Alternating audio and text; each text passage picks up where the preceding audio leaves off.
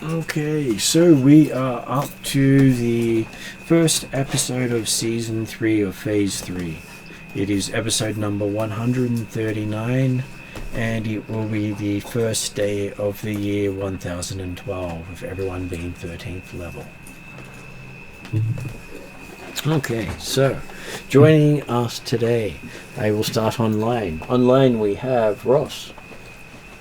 Yep, so from the sound of the music, this is going to be a quiet game, because I didn't hear anything.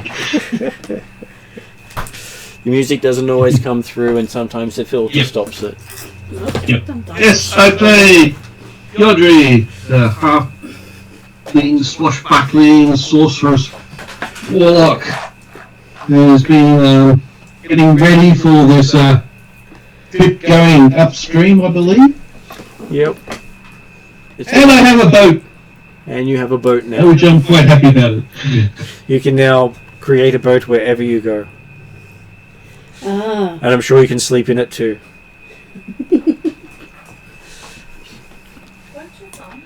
Yeah, good. Is that like Find a Steed or something? No, it is. No. It is a boat that collapses. Ah. And I'm Yep, sure I've someone... I've got a boat that I can put in my pocket. The origami boat. Yes. And it can become You can do both. a small rowboat or a medium-sized ship. Oh, both of them have sails, so they're not rowboats. That's good. Can I say my back? I was going to say, origami boat. I'm going to keep that. It's in the notes as origami boat. Okay. It's a small sailboat. Yes. Though you can emphasize the small if you like, so the large people are sort of looking at the boom coming across at their knees and going, oh crap. Well, it is designed for a halfling. That is true. Also online today we have Mark. Thanks, Martin. I'm playing John Doohan, the young dwarven fighter who's a weapon master specialist as well. And I'm going to be learning a lot from my session on it. Yeah, it's always interesting to see what comes out, because quite a lot has happened. That's all right. Okay, so at the table today, we'll start with Callum. So I play Sergeant Tyr Pentaris. He's a rogue who carries a big old heavy crossbow. He is definitely not a man of bats, and he shall not be associated with any men of bats, and his name is not Bruce. And he doesn't have a hawk named named Grey. No, Dick Grayson. Though he is also the official party leader. According to orders. Next around the table we have is Gary. Hi, I'm playing Anton Chigurh, a Treldaran warlock, an alienist archetype, who went to extraordinary lengths to avoid getting into the war and now finds himself in a military unit, in a war. The world is strange. Loose. And lastly tonight we have Rhiannon. Who stupidly just took a handful of chips. I am playing the Wild Hunt Air Genasi elf Morrigan, who is a little more come to grips with being on the material plane and working with people who don't just have this instinct to do exactly what they're supposed to be doing. And is starting to get used to the life she's found herself in. But we'll see how used to it she is. Okay, so for your character's update, it is 5 months since you returned to Darrican. And in that 5 months, the ground has been littered with many dead. It is believed over 200,000 people have lost their lives in the last 5 months alone. What? How? In combat. 200,000. Mm-hmm. The question is, will they feed the Masters machines and come back to fight those they once served? What have we been doing for 5 months now? You've been in the war. You've Okay. been scouting, you've been helping, you've been losing. It sounds like we haven't done much, haven't achieved much. It's just been 200,000 dead.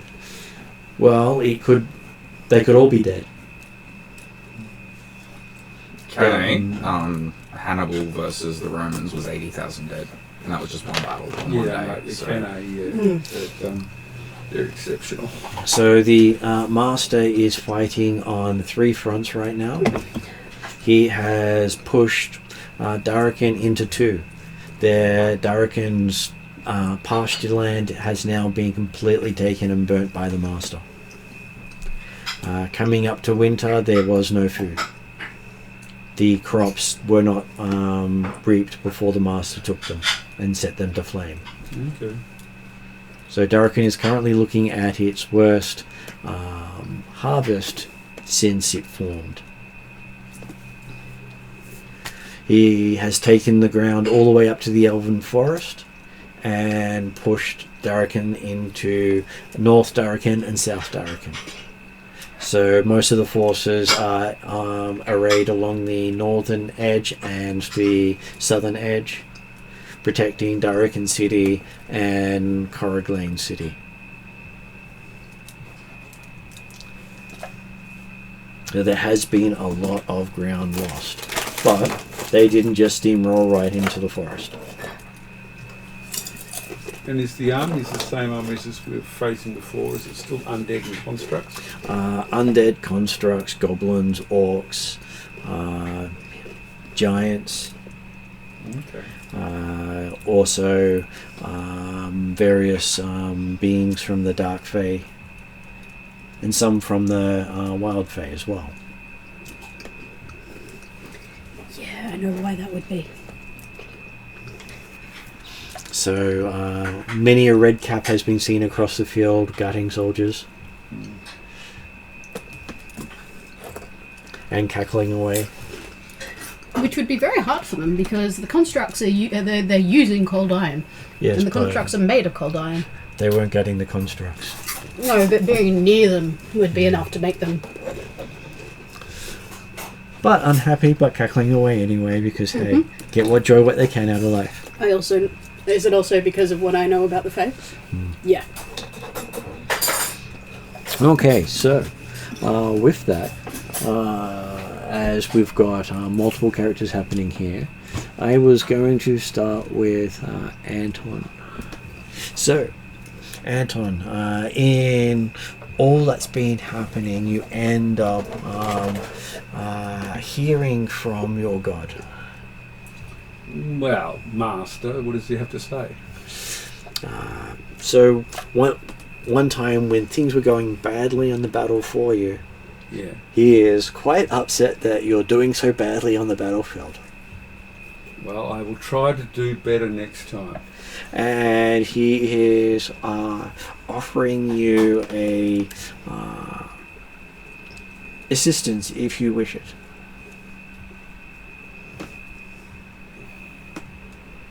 What sort of assistance? He believes he can help you wrest control of the undead facing you and turn them against those they fight for. With 200,000 dead, I can't say no. Okay, so yes, you do find that Orcus does seem to be giving you power on the battlefield and making you a terror to behold. Does this mean he gets the rest of the suit? Since he's got the helm? Yeah, probably. He's now got a gauntlet. No, I've got an anklet as well. It's an iron band. Which Morrigan is always careful to stay away from. So, any more details than that? I just look like a terror on the battlefield. Is that You also have a longsword made out of black iron. I don't need another weapon. I've got too many weapons.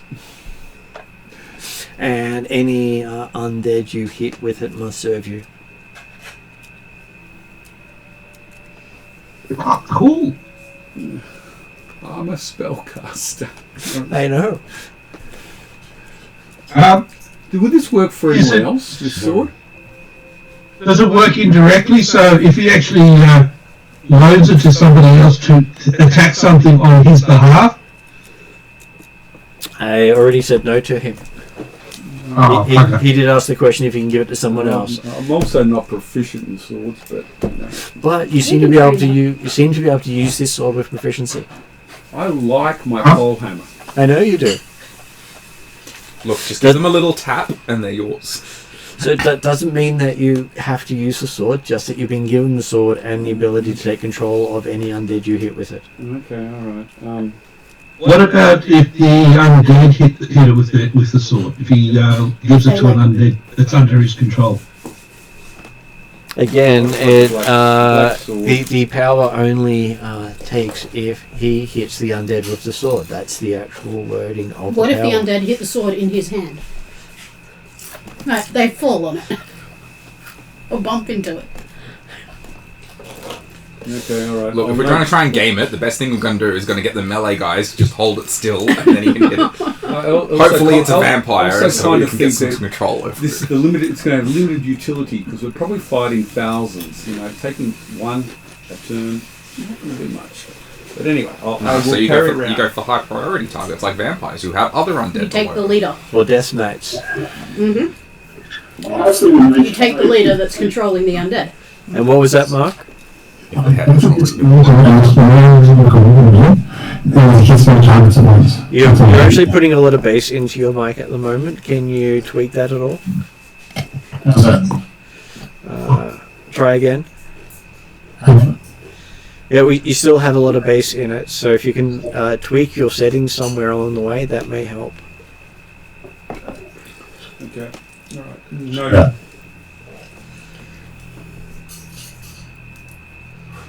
Did you want to try again and say it?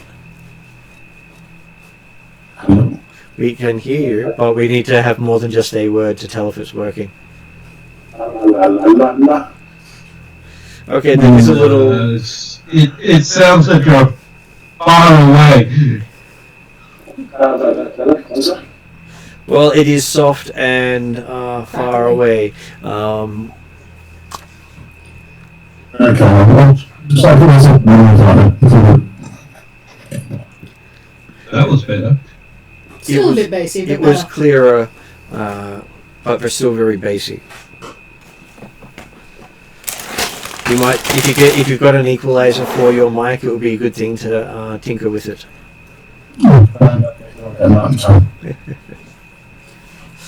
Okay, so what triggered the god to take an interest in you? What triggered it? Yeah. I don't know why my master took interest when he did or not. Although when I have had a previous conversation with him, he did say that he was opposed to the master. But I think what this is really about is turning me into some sort of dark lord, and I refuse that fate. I'm sorry, I refuse that fate. This black sword ain't going to get much use. And how bad was the situation that he actually came to you? Oh, so actually, I'm supposed to Make it up. make up the situation. You've given you free reign to decide how dire the fate was that he intervened. Okay. And Somehow, since you've caught me on the hop here, it was a situation in which no one else was around, and I've been trying to keep back hordes of undead, not very successfully, and the people I was with, I was given a bunch of ordinary people to protect, and I have done a shitty job of it. So And he turned up and made sure they were all dead, just in case. And we had a conversation. He gave me a sword I don't want. Okay, so you've got a bunch of undead followers of those that you have been trying to save. Undead followers. Oh my god. So all those people that you were saving are now undead followers. But does someone have gentle repose or something that can put an end to this? Not Well, with you this can't do character. that once they're dead. Well, once they're undead, gentle repose doesn't work on them. Well, okay. I do not want undead followers. The last thing I want to do is become the tyrant I've tried to resist all my life. These undead followers, they might be sent off to be destroyed. You know, because I do not want undead followers. Okay. Have you considered piracy? I mean, we do have a Zal. You're the pirate, Yodri. I'm not really very good on boats. We do have a Zal. Yes, but I do know of some pirate vessels that are pirated by the undead. Well, if you need a crew, We have a necromancer cleric. Look, if you really want to get rid of them, we can just charge them at some constructs while we take the constructs out. The distraction I is do good. not want to become a Dark Lord. He's trying to turn me into a Dark Lord. I'm not going to become a Dark Lord. So- Really trying to turn Then into just a black use the Which Zal. char- undead that which you've got as a distraction. Which characters did you get to help you deal with the problem? Zal being a priest is probably a good option, actually. Though Zal not being here at the moment means you might Okay. have to choose Yodri someone seems to have else. some ideas. Okay, so Yodri, looks like you've now got a crew. Cool, but the thing is I can't command them. Well, I don't know. Charge those constructs, keep them distracted while we Yeah, kill them. all I can suggest is you've got a portable bone shield. And That is the path. Using them is the path to becoming a Dark Lord. I'm not going to do it. I'm sorry. I'm not going to become a Dark Lord. Dark Lord, Dread Knight, or Black Whatever you want to call it. But having followers you control is the first step on the path. I've met what he's trying to turn you into. It was not fun. It gave me 2 levels of strife just for watching it. And it was on my side. So, yeah. unfortunately, these undead are mindless, aren't they? I don't know what sort of undead they are. They might be zombies, they might be something else. No, they are completely dominated by Anton's will. They have no free will. See? You're talking me into a Dark Lord. Well, they were very powerful minions that you were saving. Because remember, you did say they all died. Well, yeah, I was thinking of a situation in Extremis, because you said that my master was not pleased with how effective I was being. So- I'm sorry, I haven't done a great job. He's helping. He raised them all as your servants. And no An matter army. how often they I get think 4 or destroyed, 5 doesn't constitute an army. they keep reforming and coming back to serve you. If you had a squad, it was more than You can't 4 or get rid 5. of them. Human shields, that's what you've got. Yep, they're useful. And they reappear the next morning, ready to serve, Okay. no matter where you are. This is a way of rubbing my failure in my face. Just keep them in front of you. So, between you and whatever's trying to kill you. There's kids, there's young adults, there's the elderly. Oh my god. Well, you did He say didn't that hurt the kids. You were trying to protect them. We're okay. he just failed to Mario protect them. doesn't There's have an nothing issue wrong with with that. failing. But they were his charges. Yeah, okay. So I'm... Yeah, okay. I'm failing in this war as well now. Thank you. If it's not sweet enough, let me know. I'll put a little bit more honey in it. So, do they actually give off an odour? I don't know. What sort of undead are they? They do come across as zombies, and after about a week or so, they don't really smell that much. There's not much flesh left. Yeah. No, the flesh is still there. It's just had that Dry. sort of dried look to it. Look jerky-ish. Well, Try to keep them away from others because I don't think people are gonna. I don't have to sit and explain a bunch of zombies. They're following me around. Okay, so they wear full armor. What? Yodri suggesting full plate. Yep. Well, if there's spare full plate around, I'll put them in full plate, and that means I'll just be really noisy and slow. Oh, God, that doesn't. Well, it's either that or you can dress them up in We full just leather. leave them behind a bit. That's what I'm trying to do. And they show You up keep every telling me to morning. make me make sure. Can they have like flea I keep clothes telling leather you to armor? charge them at the enemy, but apparently they come back. With hoods. Oh, Can we have, zombies like- aren't very fast. Does so they charge Yodri, me. does Anton want to invest in his zombie minions? Well, I'm almost broke, so I can't. It'll be scraps of armor. No, I will. Like leather armor with like the cloak. So anyone shadow but hoods. Anton investing in them, they appear without whatever. When they reappear, they don't have whatever they were given. I'd help out, but I don't think So mine has gold. I will actually give it to Anton, and then Anton dresses them. Does that work? Is it Anton's Dressing them in purchase? what? What do we do? Basically, You want clothing and armor, just to make them not look Feel free to dead. call on Mistress Nix if you need to. It's full coverage. You can- They're also wearing hoods. They could have cloaks of shadows, which when the hood is up, you can't see inside it. Yeah, well, I don't know if I have any. Oh, that's even awesome. I think they'll be even making even look like they're working followers of the Now they just look like a unholy cult. over here. So leather armor and cloaks of shadows would work beautifully. Well, I don't know if I've got access to any of those things. And so everyone you stab with the sword, same thing happens. I'm not. Look, the sword's been sheathed and carried. It's not going to be used. So you I can grow your don't following. think it actually makes the world a better place if I turn more people into undead. I don't think that solves the problems we've got. No. Have you ever They're heard the already phrase "fight undead. fire with fire"? Yeah, no. They're I do already not want to be a undead. So dark lord. basically, all you're I'm doing not is going to become a controlling. dark lord. Compared to him, you'd be the better option. You're the lesser Dark Lord, so like the lesser Weevil. So we're aiming, if we can, though I don't know how we're doing it, is leather armor and cloaks of shadows is what we're aiming for. So Anton, you have to give the money to Anton to buy. I don't have money. It's Morgan. She doesn't. I don't have money either. It's probably Okay, scraps so- of whatever armor or so- things can be scrounged. So if I give Anton the money, then Anton gives it back to me to go off and buy it. Does that count? No, he has to buy it.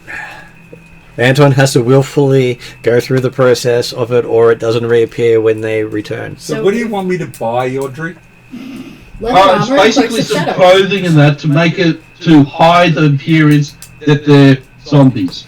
So Okay, leather so heavy armor and robes. cloaks of shadows. Heavy robes. So Anton is willfully clothing his minions. Yes. So now they just look like a cult. Yep. They look, dress them in heavy robes that cover them up. If we can afford it, cloaks of shadow. Yes. Hood up. Yes. How much is Cloaks of Shadow? Part of a cloak of shadows Yeah. magic is with the hood up, They you may can't not see be getting in. inferences, but I am, and you're evil. You're just so evil. And yes, I got the reference. I Just, love the reference. just for curiosity's sake, how much is Cloak of Shadow? Oh my god. I can look it up. Could it be common? Just It's a common. Shadow. I think we lost a mark. He may or may not be back. You lost No, Mark? not cloak of the Yeah. shadowcaster. We went just cloaks of shadow.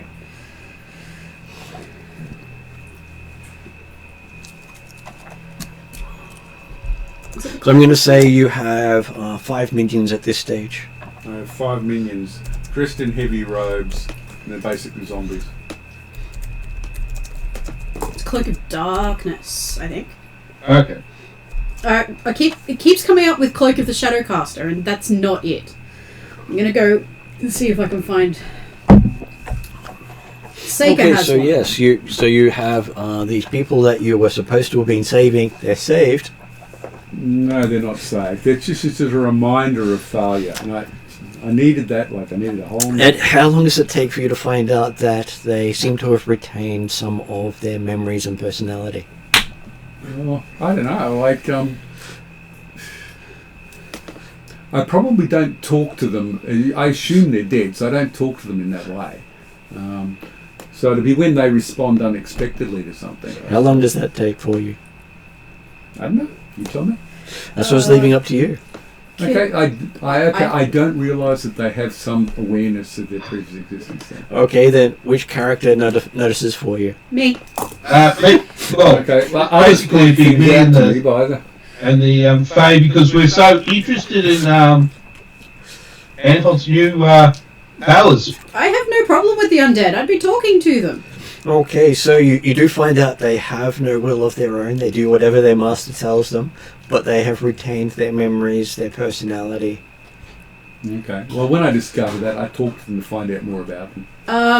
The Cloak of Shadows that I was talking about is 570 gold pieces. Yeah, okay. That's So, not cheap. heavy Nope. heavy robes. Heavy robes. Heavy robes and a mask.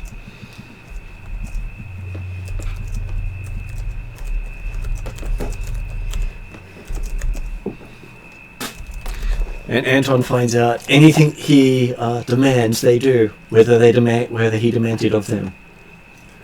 Such as pass me the salt means one of them will they'll fight over who gets you the salt. Okay, well, there's going to be very few. There's going to be very few instructions. You know, I gave a bit of a speech to Calquicks about not telling other people what to do, and you know, I'm not going to go again. I'm not going to be a hypocrite on this. And they won't defend themselves unless told. You say they reform anyway. Yep. Oh, okay. Do they experience any pain? Yes. Once you ask them. Oh, okay. They experience every death and remember it. Orcus says, "You're welcome." Oh, right. Yeah, You and- worship Orcus. Yeah. No, I do not worship Orcus. Orcus He does now. chains me. He controls me. Oh, can control me if he wishes. Well, you've just taken a blessing of Orcus. It's a curse. It's not a blessing. It's a slippery slope. It's a curse. I'm reminded about failure. I get to talk to the people after they've failed and hear about how they suffered. Yes. That's a curse. Only if you ask them. Just say no. Yes. After they lose their vocal cords, I don't think there's much conversation there. Oh no, they're retaining the ability to speak.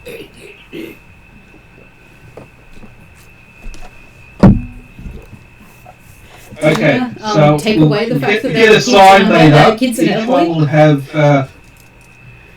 You can do it, Anton, with an exclamation mark. So each one has one of those. Has what?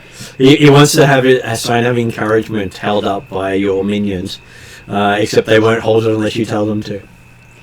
Look, they've suffered enough without having to carry signs around. Are we sure we want these to be like kids and the elderly? Probably not. But they are, because that was what they were described as. I said Well, they were no, just people I was the thing is, if supposed to they're in protect, heavy and said robes, you normal can't people. tell. They could be halflings. If they weren't children Well, or the no. elderly, they would have Maybe been in the soldiers. war effort. Oh, That's yeah, how- that's there's a how lot of bad the war ordinary, is. there's a lot of ordinary people who have no, you know, they might be able to use a When spear, the but they can't city- withstand this sort of army. But they have been drafted into the war. Everyone who can wield a weapon is fighting. Okay. Only the extremely young or the extremely old have gotten out of the war. Okay. Basically, it's either that or die. So there's children there. Okay. Yep. Okay, so next we will move over to Yodri before we come back to see what worse happens to Anton. One warlock to another. Okay. And Yodri, not long into the war, you hear them talking about there being a pirate king on the battlefield. Okay. How does that make Yodri feel, that there's a pirate king fighting? Which side is he battling? Apparently he's fighting against the master. Ah, cool. Trying to find out a bit more about this pirate king. Okay, so while you're trying to find out a bit more about this pirate king, you come across a division of halflings who all call you the pirate king. Not them. They're halflings you've served before on, and they've elevated you to Pirate King because they heard you in the battlefield and they wanted to kill things. Fair enough. They don't care what they kill as long as they kill something. Okay. And then loot it. So, I don't have any problems with that. So I've now got a raid bag of, how many of them are there? There's close to 1,000. They have come to help the war effort Oh, that's a good by killing anything they come across. They didn't bring rations. They didn't need to. That's told going to you be a that the problem. halflings eat everything, right? No. The halflings eat everything. Okay. They're Basically, we've got 1,000 odd locusts. they have. There's one in particular that I love called Ten Knives, who is a pirate, a famous one at that. But the character he's with the Wednesday night group, and my character geeked out and got super excited because he had books on how to cook everything, and we once have had elf calamari made from the cut off tentacle from our shape-shifting barbarian berserker. Okay. Halflings eat everything. Oh, sounds appropriate. Well, he was warned that if he's going to help cooking and he messes up, he's going to take a finger. So he offered a tentacle instead. So he took as much of it as he could and then cooked it. So we had elf calamari. Right, you mean this book? And I got a book. Was it Hildren got the book on how to cook Yulari? Yeah. Not how to cook for Yulari. Oh no, it was Seika. She got a book called How to Cook Yulari by Ten Knives. Okay. Oh well, so I'll have to break this up into So divisions. you know how you got things that say how to cook Italian? Mm. It's literally how you'd cook Italian people. Mm. She was given it after cooking a Yulari style stew one night.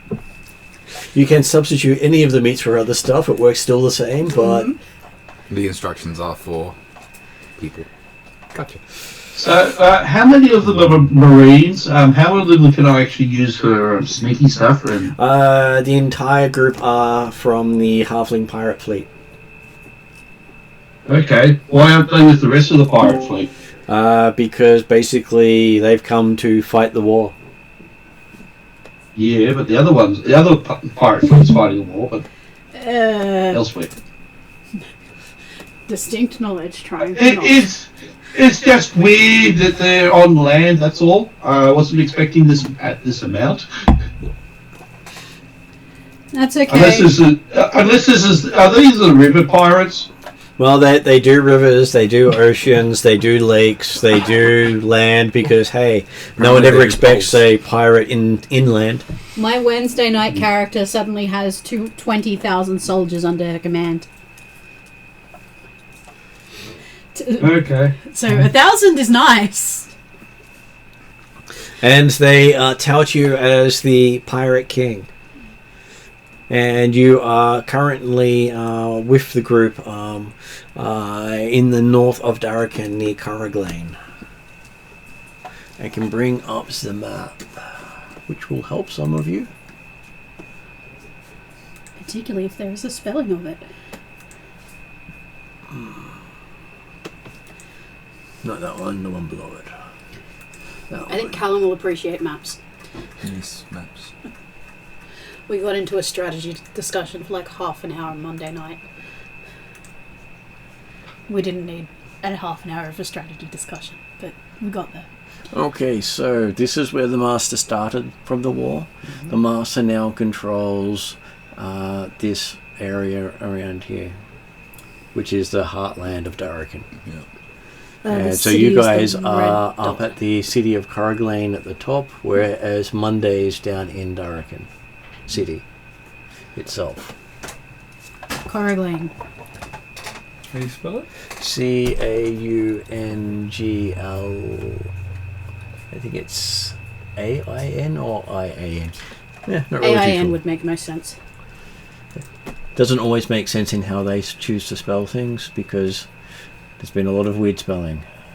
So Carunglain.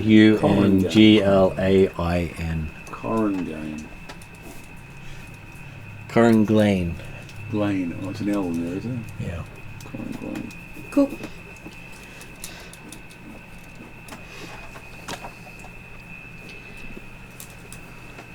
So the city is the gateway through the Broken Lands, which leads to Galantry and Ethengar, and hordes of what most of them refer to as horrifying creatures such as orcs, goblins and trolls and their like, which you'll find scattered throughout the Broken Lands, always trying to raid to get what they need to survive.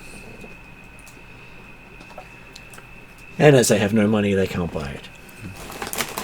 As they have no lands, they can't grow it. Well, the lands have been destroyed, so it wouldn't make any difference if they did have lands. By alien technology, if I remember correctly. That is correct. Okay, so we have a mark back. And How's that now, guys? that's a bit better. Much better. Yeah, no, that probably just called me. You just have to disconnect and reconnect with the mic, so we have a reboot just in case. I was playing for the last night in WoW Discord, so I'm not sure what It also depends on how everything's set up for, because things really can boom out of this speaker set. Yeah, that's all good.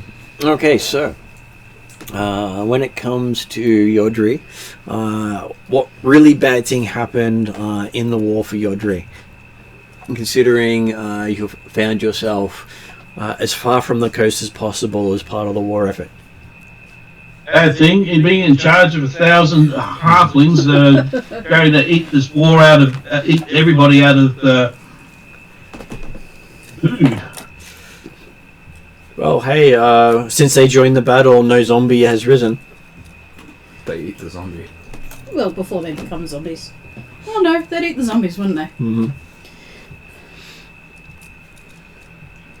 They also have a great resistance to poison. Mm. So something that would kill a normal person doesn't seem to kill halflings.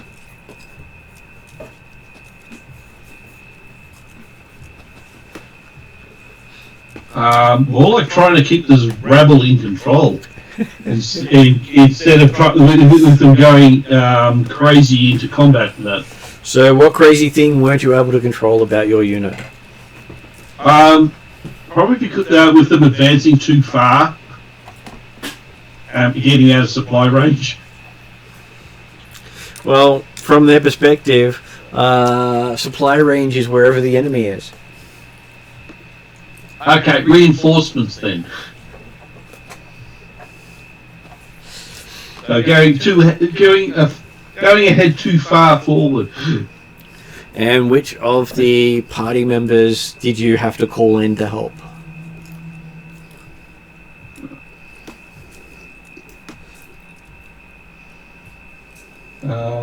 Probably have to go for here. So it looks like Tyr had to pull your bacon out of the fire. How often did your troop try to cook you as well? Me? Yeah. None. Because I cooked the first person who tried it. So that's the easiest way to sort it out. That is the easiest way to sort it out. Okay, and just joining us is M. Hey everyone, I'm not sure how much I'll be able to talk tonight, but I'll mostly just listen in. It's okay, a lot of it is other people doing things. Awesome. Don't worry, As you can, I'm sure we can give you plenty to listen to, especially all the bad things that are going to happen to Zal that you won't be able to complain about. great, thanks, I appreciate that. Well, Anton's already gained a small starting at 5 zombie troop that follows him, and even when they die, they return back to him in the morning. Nice. Hey, I would swap my 1,000 halflings for Anton's sword. Well, I'd probably make that trade if it could work. Well, you would of course make the trade because in the morning you got the sword back anyway. Mm-hmm. No, it wouldn't work. And I doubt the halflings would actually follow. Oh no, it means it would. It means that I get rid of the sword issue and the halfling issue. You're just going to end up with 1,000 halfling zombies. Well, on the plus side, they won't be as hungry. Okay, so yes, you did have Tyr come in and save you. What did Tyr have to do to pull the halflings out of the being overrun? He's basically would have been doing some hit and run tactics for diversion, so I can actually pull them the crazy lot out. So he used a feint. He made himself. I don't know how he did it, but he made himself look like a bigger force. That's because he had 3,000 people behind him. Oh, okay. I thought he was more of a Scout? scout. He does scout, but he still has 3,000 people behind him. Yep, okay. Yeah, that's enough to make a diversion. He has the all the followers that survived the fall of Akasoli that can fight have all formed up to follow him. They're called the Akasoli First and Only. Except for Father Pat's family, or were they not in Akasoli? They may still be in Akasoli in hell. I meant the brothers. All the brothers know they're following their brother.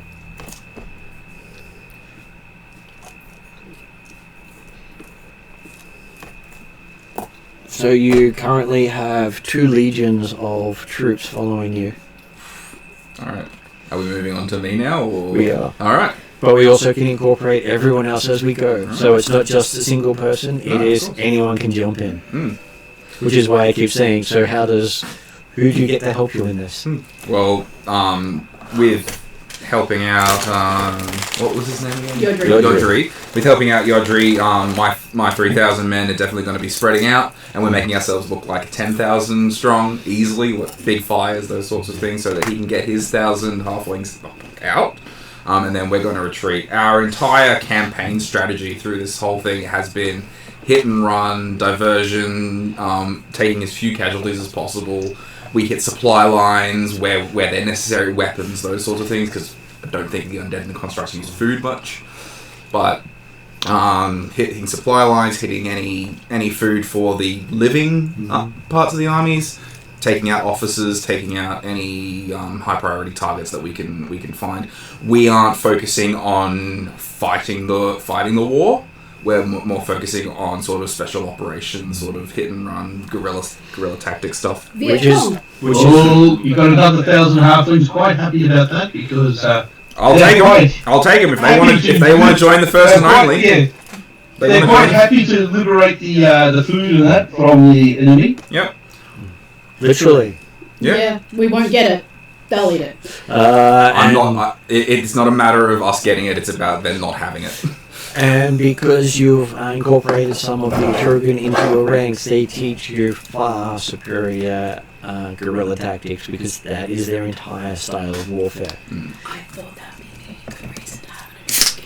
Because that's how they've been completely befuddling the Darkin army because they won't stand and fight. Well, each of my once corporals, now officers, are promoted. Each of my small squadron are now promoted up to officer ranks. So there's a few privates who are now gone. How did I become a captain? I guess I'm not sergeant anymore. What does that make me? Does that make me brigadier? Everyone calls you sergeant still. Oh yeah. Cool. I'm happy with that, Sarge. Because they see it as a thing of pride that they also have a sergeant. Yeah. Cool. No. But yeah, definitely. Even those who are volunteering even though if they don't have any fighting experience, we'll spend a few weeks training them in basic tactics, bringing them up to snuff before we even think about deploying them. And occasionally they have campfires where they talk about the fall of Akasole. Yeah. Because most of them were there when it fell. Around the city, near it. Some on the edge of the city. Saw a big old tree fall on the city. Yep. And I'll sit there around with everyone and swap stories as well. Do they know where Akasole is, or do they think it's completely destroyed? Well, their tales say it got destroyed by someone dropping a big goddamn tree on it. As they say it. I'm not going to be keeping that a secret. I don't feel like that's what Tyr would do. He will make it so that the whole company knows that Akasole is in hell. We are working on trying to figure out how to bring it back, but that they are saying we should storm the gates of hell. I want to. Where are the gates? And they remind you of a tale that there's an island in the middle of the Great Lake called Ithengar Island. It's rumoured that in the very bowels of it is a gateway to hell. Alright. Well, if we can get access to the lake, we'll go there. Yeah, you don't really want to go on that island. The rest of it is that anyone who sets foot on the island is never seen from again. Then how did the story get out?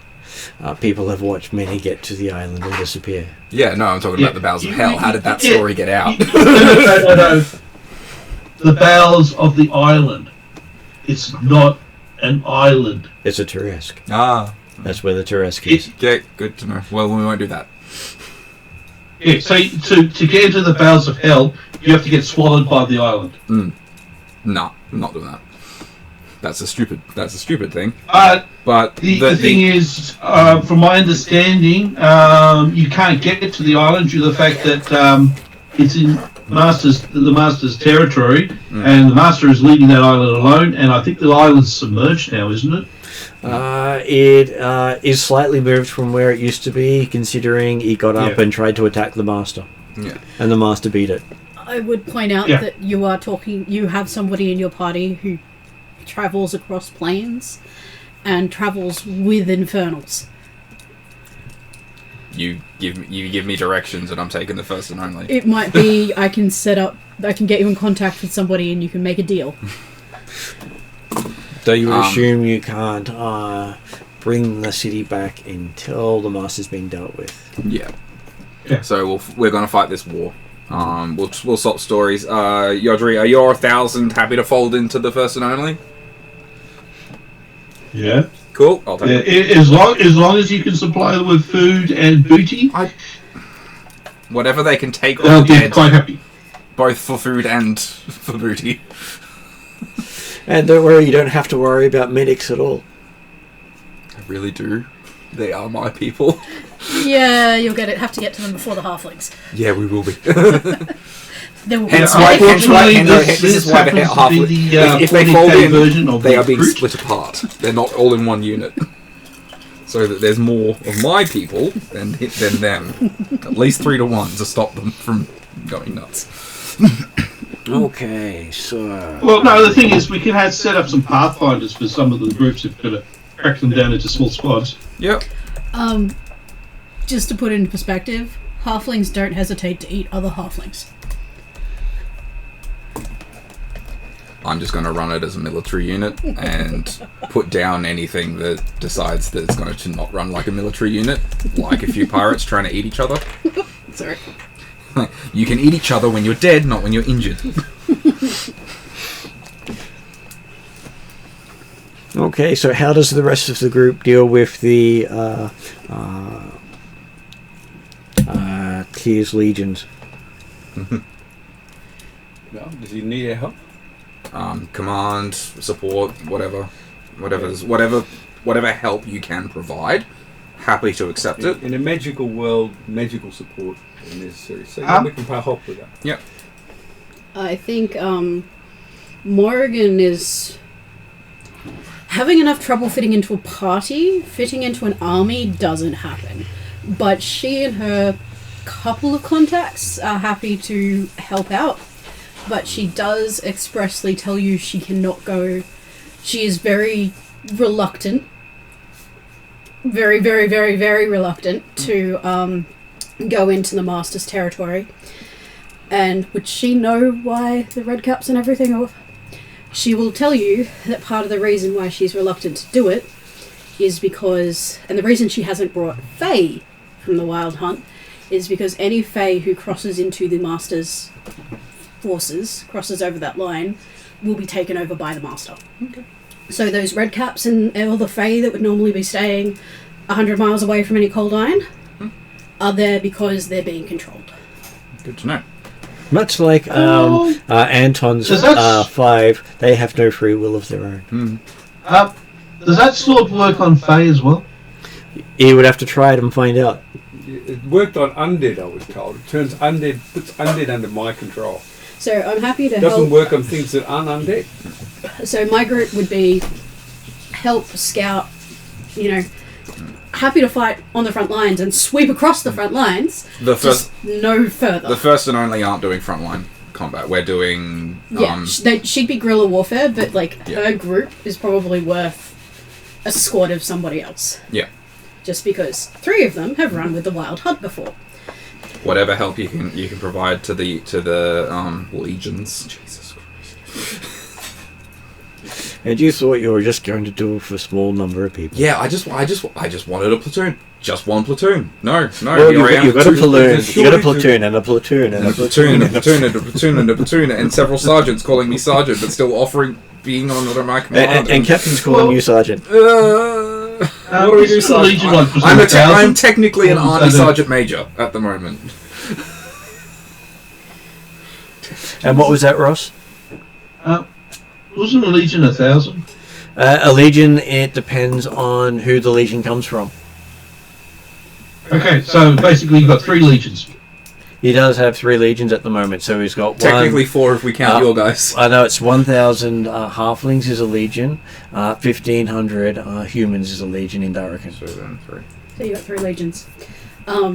Yeah, but she, Gotta as soon reorganize. as she sees the Dark Fae and stuff working for the Master, particularly around that cold iron, she points out they are not able to control themselves. Like, they're not in control of themselves. Do you know how to break that control? No idea. We need to find the pack. If I knew, I would find a way to be able to cross the line myself, because I could be quite devastating behind the lines. But I don't maybe if I cross the lines, I may not be affected. I'm sort of Fae, but not. But I don't know specifically. And figuring out exactly where the line of control is the hard part, because even humans crossing the line fall under the sway of the Master. It's why you won't see a dragon. Oh, wait a minute. You will see one dragon. Well, we're on the other side of the country. Yeah, no dragons will cross the line. So news Because is they coming won't through that How do we define where the line is? How do we find this line? We don't know. whenever someone just basically turns and starts stabbing everyone else, you've crossed the line. Okay. So Morrigan is being Is it very progressing? careful about that. It is. Exactly how it progresses is unknown. So we can bring their enemies into ambushes and those sorts of stuff, and the line doesn't progress then. The but line it is isn't the slowly- man, the line is something else. But But it does seem everything on the Master side of the line is just dead. There's no living land at all. And he has literally been burning the grasslands of Darrakan. So most of the battlefield is covered in thick smoke.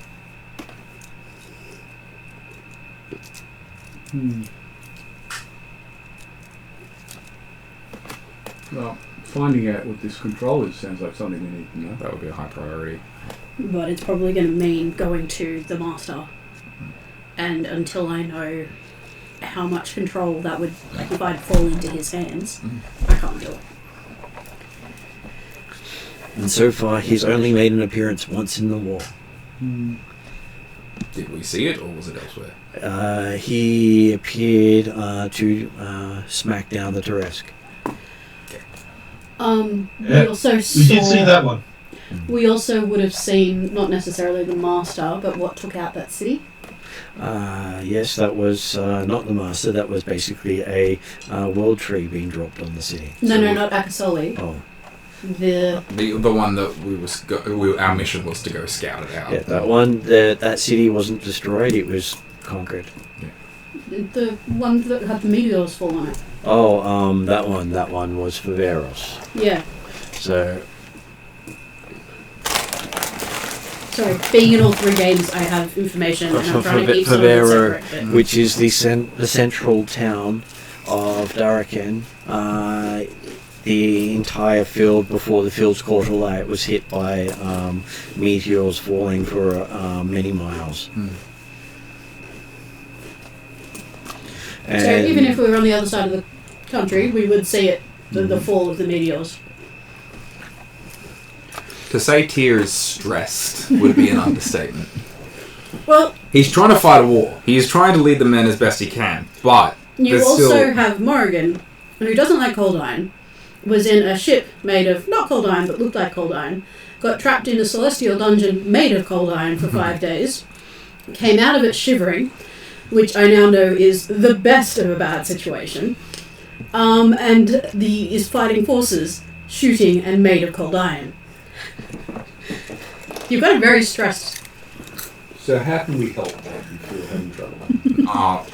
As a player, I'm fine. As Tyr, the problem would be that he doesn't have enough information to make any educated decisions. He can fight this guerrilla war as long as he wants, but as long as that line keeps progressing, as long as he doesn't know why it's progressing, and as long as there's nothing I can do that can interrupt supply lines, those sorts of things. But if I can't do spec ops behind enemy lines, then my ability is limited to command to fight. You can go behind their lines, just not over the field of control. And that's the problem. That is the very hard thing to plan. Hence so why you can go behind their sorties, but not into their command. Yeah, and that's proving to be a very big problem, which is because going to command is something that I want to be doing.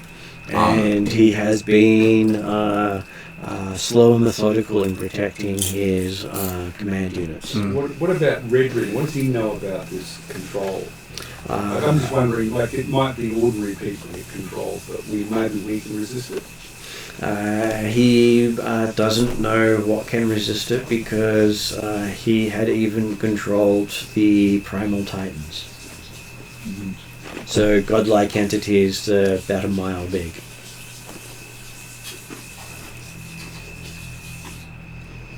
We went over the Deadlands when we were in the rocket, didn't we? You did. There is a ceiling to it.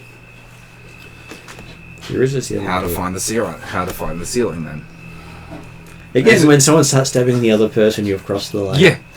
Yeah, but how to find the ceiling? Because that also then implies that there's a floor, which means we might be able to underdark. Yes, and the rumours are that demon lords have taken control of the Underdark, and they have come in person. And Orcus escaped the Underdark and went south. Also paid a visit. The elves have also reported the forest has fallen. They are unable to stay in there much longer. They're only holding off the master until the last tree of life leaves the forest. And it hasn't fallen to the master? Hasn't fallen to the master, but it's fallen to the Dark Fae. Civil war on one side, master on the other. So there's a ceiling, there's a floor. The forest is literally transformed into an area of the Dark Fae where the trees are eating the elves. The problem is we just don't have enough information.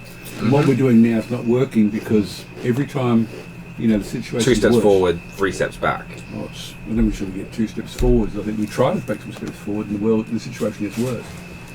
We won't know enough. No, Is that a problem? Bits of information that we need are we need to know why it's advancing and how. We need to know if there is a way through it. And we need to know where command and control is, so that if we can get through it, we can launch a strike against that. Okay, so He's after a world tree, isn't it? he's after a The tree of life, which is the elven version of the world tree. Have we told you what the master's trying to do? No, I just know that I'm fighting a war. The master is trying to get access to one world tree because if he can Tree of Life. one tree of life, because if he can take out one tree of life, he can destroy all elves. And in killing every elf, he becomes a god. And he will then take everything. Okay. So that puts him at minimum level 35. Yeah. Well, if that's his objective, then our first objective is to make sure that he can't kill all the elves. So Yeah. This is why You can't all the get elves, all the trees of life are leaving Alfheim. I don't blame them. There are 2 left, and they're heading north. And Monday Night's trying to do something that might help, but Yeah, Monday Night's trying to get them to go further west. No, east. Further east. Get them. And there was out. something we were told previously, I think back in my old notes, that was the source of the of Master's power. It's nowhere near us. But he had pinched a lot of power from the Primal Titans. Yeah, but it was something else. He was his. The Gnomish Soul Forge. using. Yeah, that's it. Soulful. We also, I can't remember which night it was, but we also know that his sort of starting point. We know there's a force that have gone to try and find his starting point, which is in a massive desert. Mm-hmm. I can't remember the name of it. Desert of Sind on the borders of Darrakan. Yeah. Which is where the master started from. Okay. So. They had rumours of him coming for many years before he invaded. Okay, so what I feel like we need is that we need to figure out, like, it's also possible that the line has a depth to it, like it's a control point that's this wide that's moving as opposed to from here going out. Then it might be that it is a certain circumference, but that Yeah. circumference moves with whatever centres it. Whatever centers it, or something along those lines. We don't know. We need to figure out how, why, what the conditions are of the line. So whatever anyone can do for that. I also want to try and find some scouts or something that can try and go over the line, under it, figure out where the ceiling and the floor of the line is.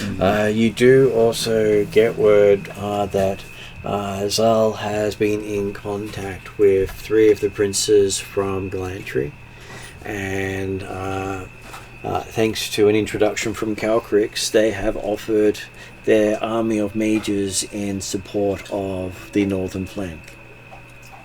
How many mages? That would be close to 3,000 mages, all combat trained. Cool. And a big chunk of them necromancers. Cool. Can they take control of the undead? Or they can make more. Or they can make more. Unlike him, I don't mind using the undead. It's a tool. I get the feeling that Anton wouldn't mind other people using the undead. It's just that he's being forced to because he's trying to. I don't wish to become a tyrant. Mm-hmm. Okay, so 3,000 mages, 3,000 soldiers, and 1,000 halflings. We're definitely fighting a war. For perspective, Galantry is one of the 2 major magic-based empires. Are any of them Flemish? None of them are Flemish. Oh, good. They are the Scottish, they're the Clantiers. The Traldarans, and the Ethengarian wizards. So when we talked about Ixion versus the people, Ixion trying to take out anybody who knows of Galantry because the god of Galantry is slowly sucking all the magic out of the world. So yay for Galantry troops, but there's issues bigger than that. The reason why I went, the Clantier is because that's actually the people Morrigan came from.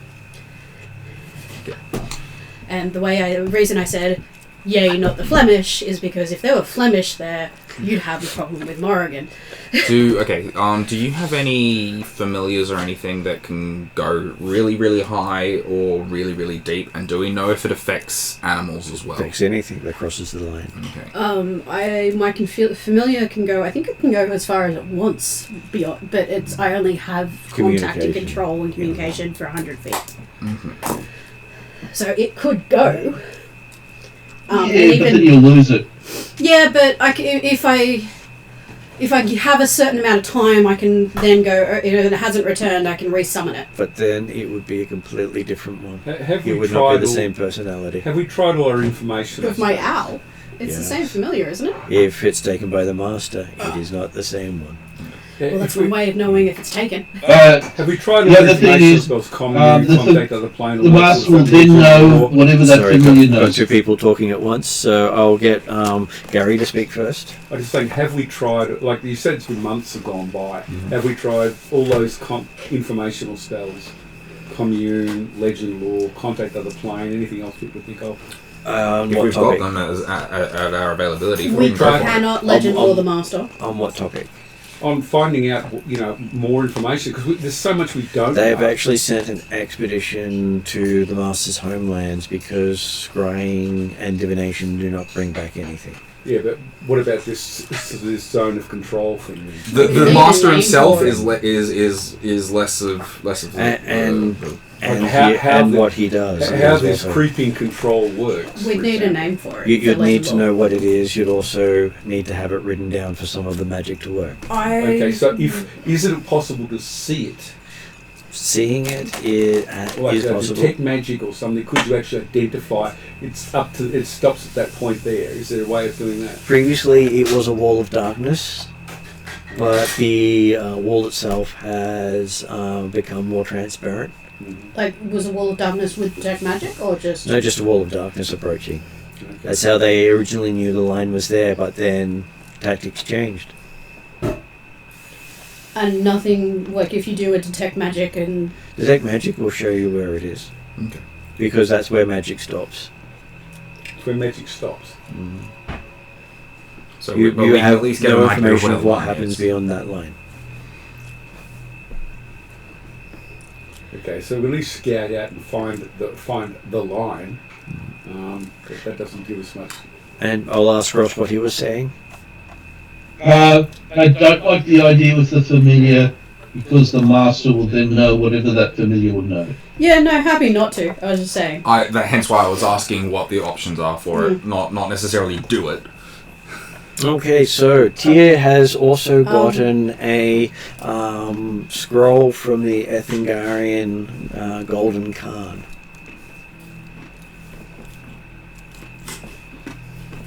I'm sure the Horde of Ethengar would be of great use in your war. Yes. And you read it? Yeah, I will read it. Okay, reading it is basically reads like a declaration of war for siding with the Galantrians. And how a member of your troop, having been identified as a wizard, has been therefore banished from the lands. Which would then be Zal's character.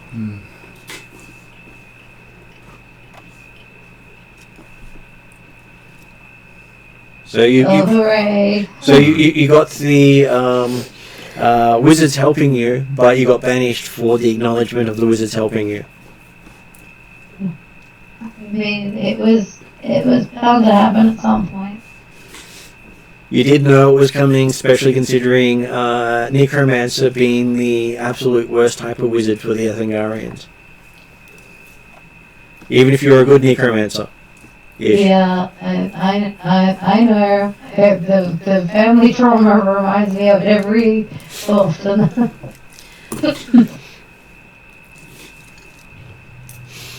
There's also rumours that the dwarves have come to the aid of Arleon Tree Life as a promise to the elven hero Oh, no, it's fine. Get home. Yeah. And basically, the dwarves have kicked out all of the teenage dwarves from their lands to fight with him. Let's say then. Okay. Bradshaw has also been sent a letter from the King of Rockholm. Oh no, it's not going to be good. Okay, yeah. Okay, the letter bears the Broken Clan seal or symbol of your clan. Okay. The letter also states that there are no remaining adults in your clan, and your clan has been dissolved. That's... Yep. I never expected this coming. Yep. Okay. And the fact that your clan members were slain by halflings, and finding out that the only reason they had access was through marriage. Oh yeah, I've been disbanded. Yeah. Okay. Yeah. You have also, like Zal, been excommunicated from the land. Thank you. But hey, that is a point where you can rise up and show your worth. I was expecting this coming, for obvious reasons. I had warned you many years in advance. I know, and I would have expected that since my marriage to a halfling assassin. Yeah. And wasn't. Yeah. Rumors were the Dread Pirate Ten Knives was responsible for most of the killing. Is he related? He is this brother of your wife. Who killed your fangirls over? Half-blood pirates. No offense to the And he's wielding a dagger with the name Bradshaw's friend on it. Oh, is that where it ended up? Okay, that's yeah, okay, yeah. Well, I wonder if divorce is a situation or not. See how I go. Okay. Well, technically, any dwarven priest would annul a marriage based on you being too young. If you can convince them. It's my turn to come, isn't it? Is that right? It is coming up to your turn. So how does Bradshaw tell the rest of the party the news about the dwarves? Well, I can talk about how the great elven hero I met at one time on Wednesday's group. He's summoned some of the rock.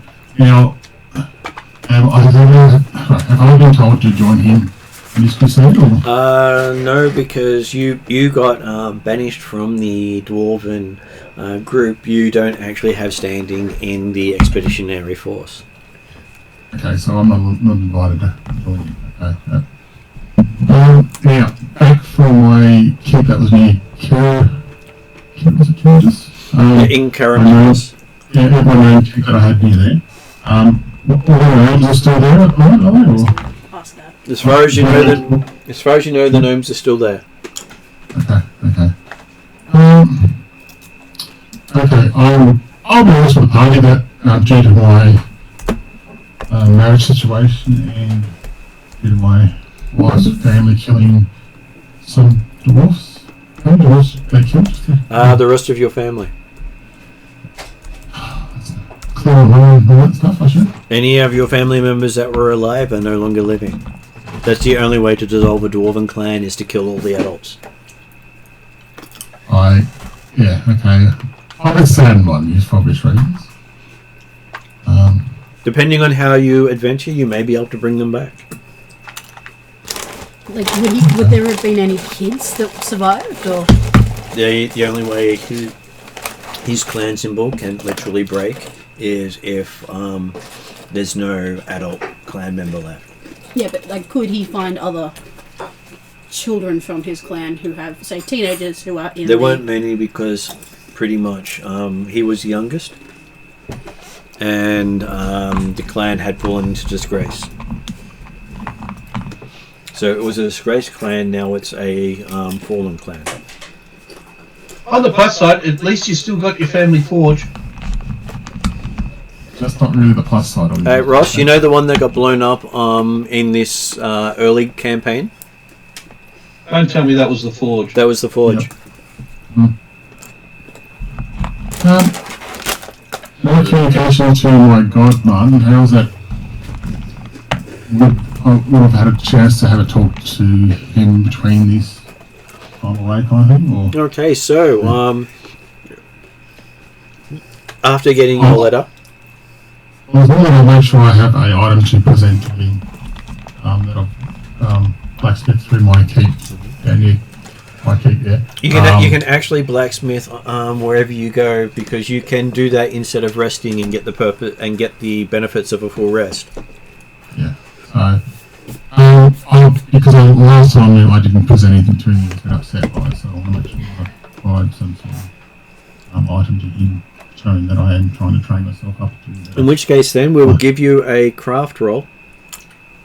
Craft roll. Using your one of your tools. So I'm assuming if you're doing metalsmithing, you'll be metalsmith. Yes.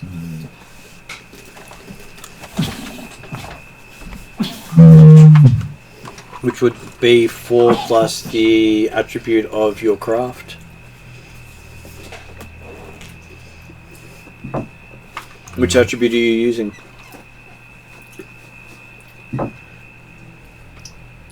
I'll probably strengthen something. That's probably that's So you're going for something chunky and serviceable, not intricate or beautiful. More after the attribute you use to craft it is how the resulting thing is shaped. Okay, well, I'll get a dexterity then. Okay, so you're going for something fine and delicate. Yeah, make sure it has that solid dwarven kind of look. That it shows some like intricate details on it, if that makes sense. So, yeah. Okay. Now that's because I haven't got all that written down properly on that bit. So what is your dexterity bonus? +6. And so that means you get +10 to your roll. Okay.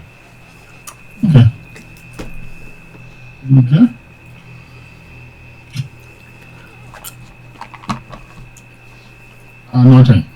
At least it wasn't an 11. No, that's a good start. Yeah. Above the average for me. Yeah. I'd like to do something show a bit more skill than I originally when I first had a chat to him probably 5 or 6 sessions ago.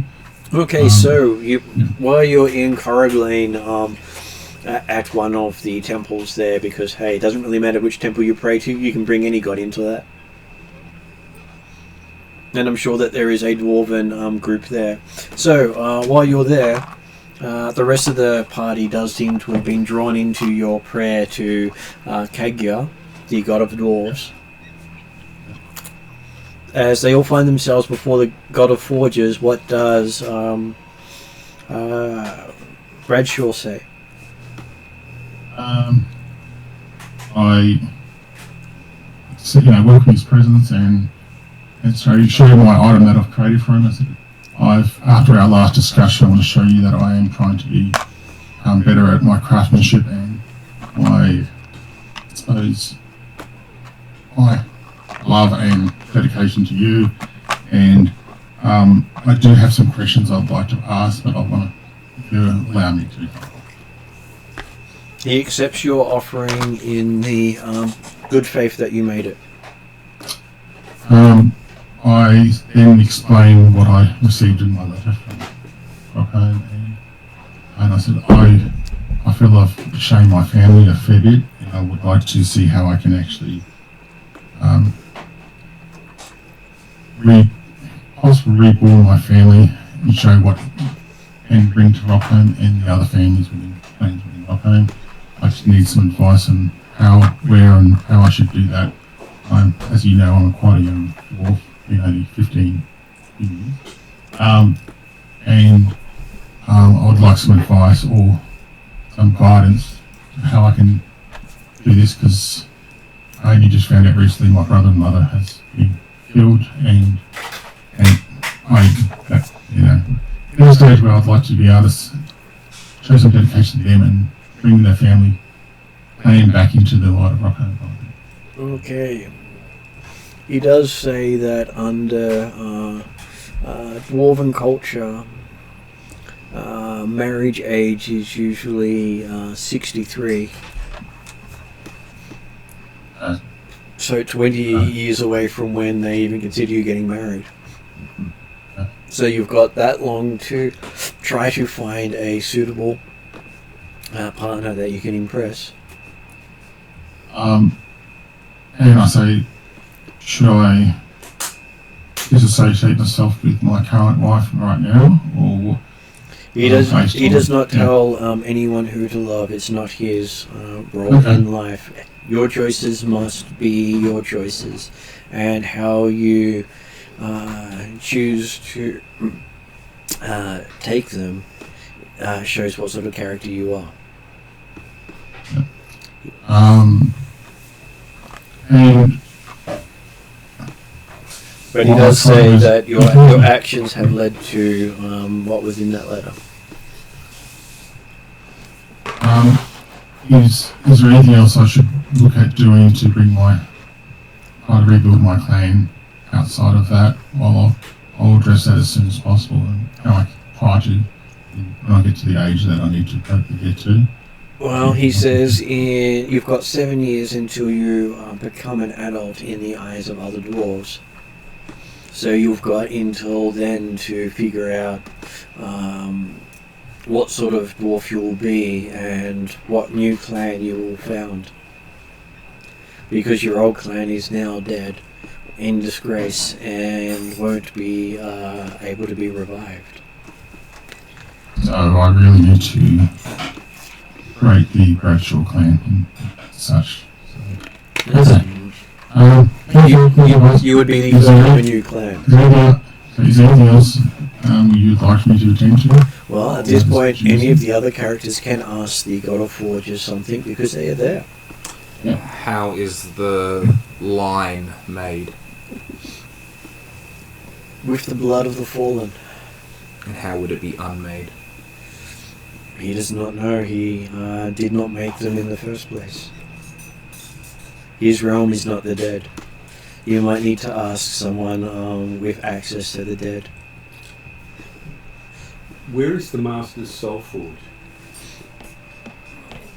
He does not know. Most likely it would be wherever the Master feels safest.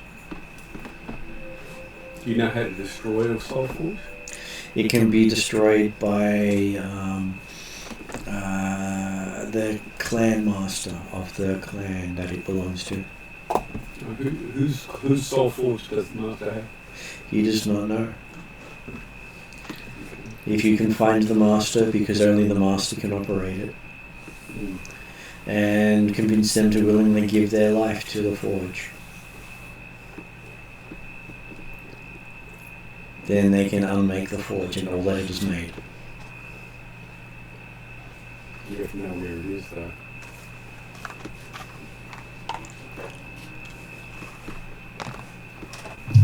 The rest would like to say out loud, leave that with me, I have contacts that I'll not be able to ask. So, Okay. how do we destroy it?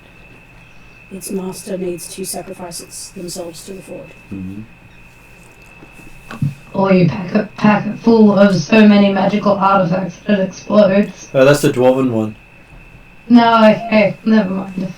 It was worth a shot. And just for party, I have a keep full of gnomes and asked in the activities, so I was going to go back to them and ask questions. Getting into Karamikos at the moment might be difficult. It's not directly within Karamikos, it's not the river a bit. We have heard what's happening in Karamikos. You would have heard about what's happening in Karamikos. Why don't you enlighten them? So the Karamikan army was... Karamikos is a new country. It had pledged to send troops to Darakan, but just as the Master attacked, there were attacks from what looks like the Black Eagle Baronies, which is a small section of Karamikos, on the halflings. And what looks like the halflings on Karamikos. So, Karamikos is currently sending, I found out on Monday night we weren't sure they were sending anything. On Wednesday night we found out they're sending 2 legions. One up the Duke's Road, one up the river. The one up the coast. One up the coast to help, but the majority of their forces are remaining in Karamikos to help. Oh, and one's going down to the southern continent, but I don't think our group knows what's going on with the southern continent. Well, they haven't shared it with the other groups because it's where they're sending the youth of the future. Yeah. It's basically we're sending you there so that if everything goes to shit here, then we can rebuild. But the majority of the Karamikan forces are staying in Karamikos and prepping for the halfling invasion. And the majority of the halfling forces, well, they said they were going to come at the right time, which was midwinter, but we don't know if that's going to happen because midwinter's still coming. Yeah, you haven't reached midwinter yet.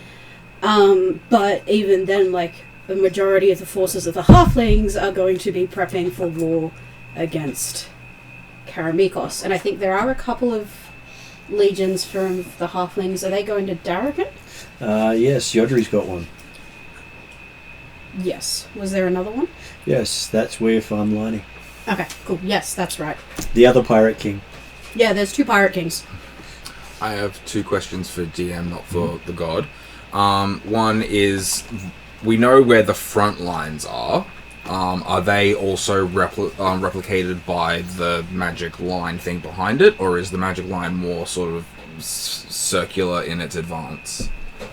You believe it's more circular, but it doesn't seem to be able to cross into the Turugan bounds. Okay, so we could actually figure out where its center is if we could get an idea of the circumference. And it also doesn't go into the mountain ranges to the north, so it doesn't go up the hills. So it comes, so basically comes along the grassy area and not up the hills itself. So if I was, sorry, I'm just the brown hills. So if I was to draw like a line, it sort of goes like here. Yep. Sort of like that. Yep. Okay. Though it's believed it goes all the way. Believes it goes all the way to Favero. So to Favero, which is that thing one there. So Favero to, and it's up to, is Pennydale, is Renniedale in it? It would be more short, a sharper curve. Sharper curve. So probably following the red line. So this red line. The red line below it. That one there. Yeah. So this one here. Okay. And then most likely this red line. I can move up to. Okay, its center is in Akaros.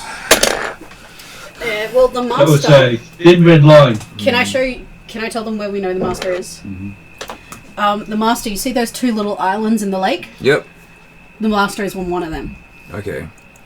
He may be the center of. He may be the center of the line. Okay. And it's fueled by the blood of the fallen. Have we noticed? This is the second question. Have we noticed any trains of slave sacrifices, harvesting of blood from the fallen? Anything that would remotely resemble fuel being moved towards this center point? They trample the dead where they fall. Okay. So there's no. They're literally beating the blood into the earth. Okay. Okay. It's a different version of salting the earth. So it's salting the earth ahead of the line, and then the line can move. Okay, so a few tactics we could do. Though the red caps have really made that a lot harder because they keep stealing the blood. Mm-hmm.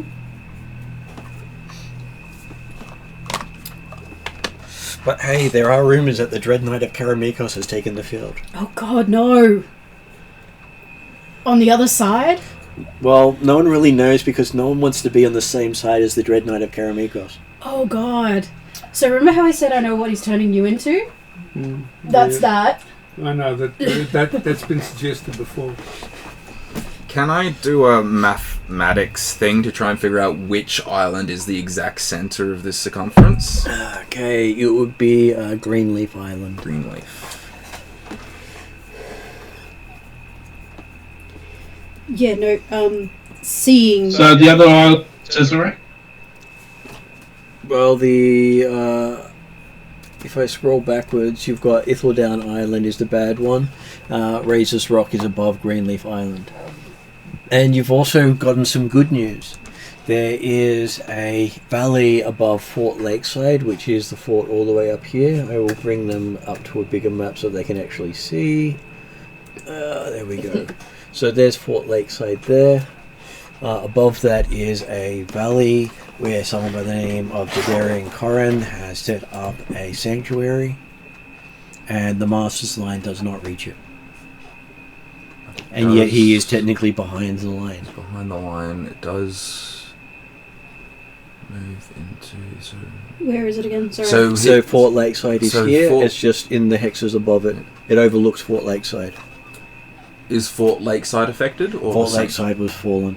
It was taken by the Master, and it is under the influence. Can we tell if anything within the lake is affected, or like? Well, the lake itself is frozen over. Okay. Well, considering it is approaching winter, it froze early. Yeah.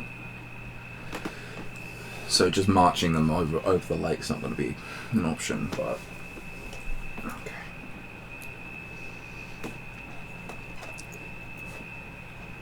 Are we getting any more reinforcements, or are these 7,000 what we've got? From what I know of Darkin, you're not getting any reinforcements. No, I'm asking like from the forces of Darkin. There's probably about another 8,000 available to you. There would be another 10,000 floating, trying to keep Karagleen safe.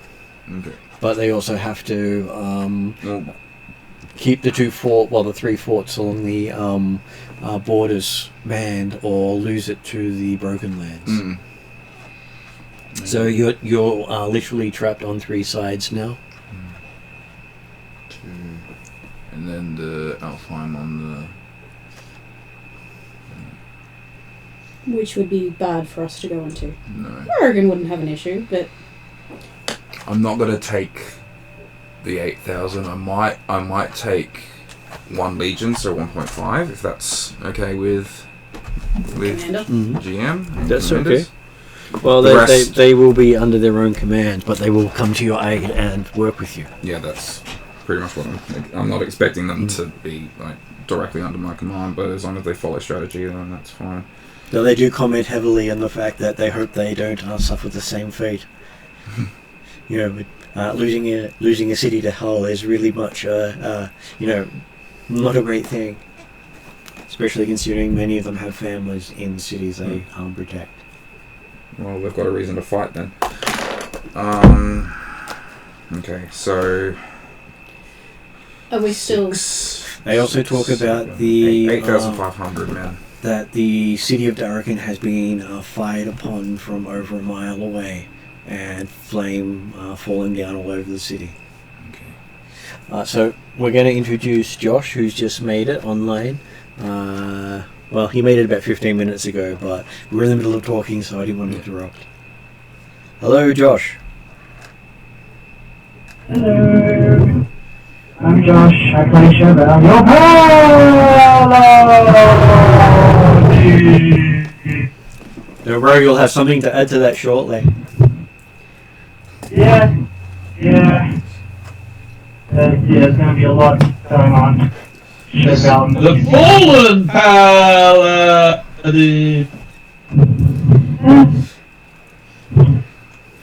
As long as I do it to help serve. We shall see.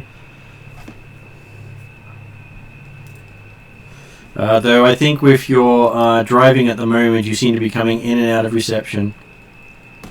Probably. I'm all of probably about 3 minutes behind, so. I'll be back on my PC with a moment. Okay, so we'll wait for the rest of it till you're back on the PC. So thanks for joining us.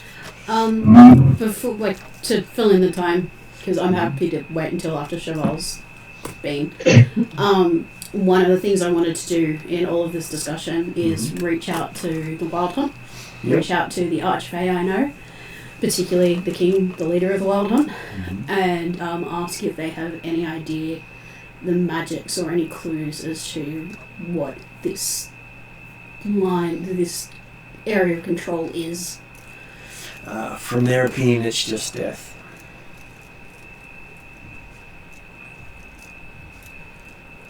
Do they have any advice? It is not the purview of the hunt to sow death into the world, but to deal out retribution. Yeah. So, for them, this is beyond their domain. What was the name of the dude who had the sanctuary? Jedarian. Jedarian Corian. Jedarian? Mm-hmm. He's actually someone who featured at the start of the story. Jedarian Corian. Because he hired the PCs twice because someone reset time because the first group were murder hobos. Okay. Literally. Is there any way to send contact to him to ask him how he's avoided the effect of the line? He says the line does not go up the mountains. It stays off the mountains. Stays off the mountains. For some reason, he has no domain over the mountains.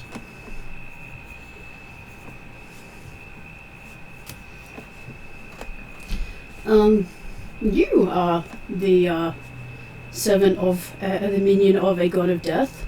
Mm-hmm. Oh god, do I have to start praying now? And at which point Thanatos shows up as you call his name in vain. Oh, Thanatos, do I have to actually pray now? No, you basically every time someone says "Oh God," a god they follow will show up. Yeah, I have caused absolutely horrible things to happen in the southern continent because of that. And even I did not know this, but okay. And even Anton is brought forward before the Grim Reaper himself. Am I? Yep. The Grim Reaper? Yep. Oh, wait. As is Yodri. This is the one that's keeping an eye on me, isn't it? I'm sure he keeps an eye on everyone because he knows when everyone dies. He's the one who collects all the dead. Okay. Yeah, but didn't I also have Death was constantly watching me for some strange reason? You had the primal titan of death watching you. Oh, that's right. And now they're a god and they're still watching you. My Lord Thanatos, I apologise for... You seem to have called me in need, son. Yes. From what we understand, this line that the Master is conjuring is related to death and salting the earth with the blood of the fallen. We don't know how, why, or what we can do to prevent it or get through it. If there is information you can give us... The simplest way is not to die in the field. No blood, no salting, no growth. Target denial. Is there any way to move through the line without being affected by the control? Currently there is a dark fey that seems to be able to cross the line. Who? Where? Goes by the name of Eep. Where can we find them? Apparently they have disavowed this group. Eep is Calcrix is familiar. What have you guys done? He was told long ago that he could cross it. Monday night's party has crossed into the Master's control area. How did they do it? Calcrix. Eep. Oh, okay. Do you know where the Master's soul forge is? Isn't robbing death of souls? No, it is repurposing souls that have died. You're comfortable with that? Not really, but it's not his job to intervene. Beyond the purpose. The purpose is just to bring death to those who deserve it. Do you know where the Soul Forge is? He does know where the Soul Forge is. Can you share that information with us? He says, "What price are you going to pay for that information?" He's got a servant that is constantly asking for you to give more and more.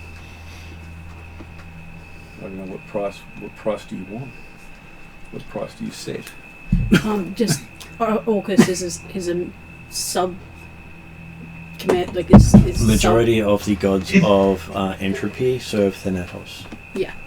So Morrigan. He was the big bad until he lost his chance at ridding the world of all its gods. He took magic out of the world for most of a year. Yeah, Orcus is a mentee of Thanatos. Oh. But gone a bit bad. Not as bad as Atsantiotl. Just from my reference, what does he look like? Does he just look like the Grim Reaper? Okay, cool. And he can take on many forms, but that's the one he likes the most. Cool. Good to know. Well, at least my visage looks fairly similar. That's because he's always smiling. I mean, if you look at my picture, I look pretty similar. So he does ask Anton. Anton has to choose his own price. He cannot choose the price for him. Because the price must be willingly given, not forced. Willingly given? Mm-hmm. I don't know what he wants, so I can offer him. I could offer him anything, but he might not accept it. Then offer him something, see if he accepts it.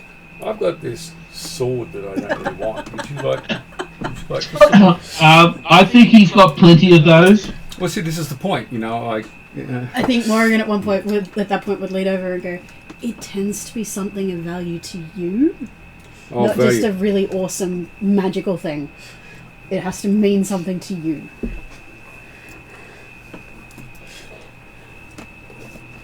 And I might add also the servant he was referring to, Orcus. Mm. So it has to be of meaning for you and Orcus. Mm-hmm. Well, it's meaningful for Orcus, that's for sure. It has to be meaningful for both of you. Not just annoying. In other words, fulfill your destiny that you don't want. Do it. Like I said, slippery slope. I mean, yes, but Orcus is not good. Wednesday night is currently all about facing off and reducing Orcus's influence. And we're just giving him some more influence into the war. Yeah. This is a bit difficult because the one thing I want is the one thing I can use to destroy the Soul Forge. Otherwise, it's nothing really meaningful. Nothing really worth anything. Also, what's the purpose of the Soul Forge? Is the gnomes built it to power all their technology.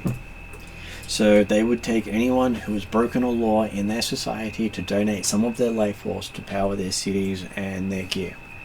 And whether they, as long as they went to trial and were found guilty by their courts, they had no choice in the matter. Okay. Even if they run away. It's not a good thing. The master I has speak taken from that experience. and the dead from the army, the dead from the war are being fed into it. Okay. So yes, we want to destroy it, but how, where? In a bargain like this, Anton, it doesn't necessarily have to be something physical. It's not really giving me much to go on. I do like to let you be creative. Morgan has ideas, but doesn't want to suggest them because she's a little. Suggest away. It could be.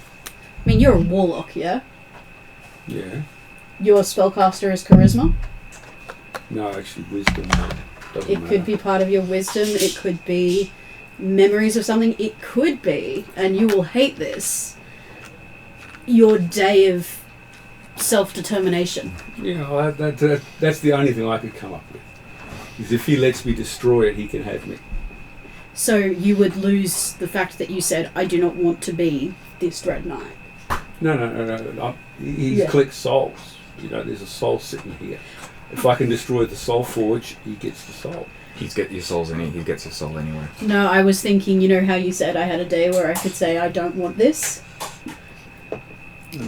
You did have a day where you were able to say I will not be the Black Knight. You could give that up.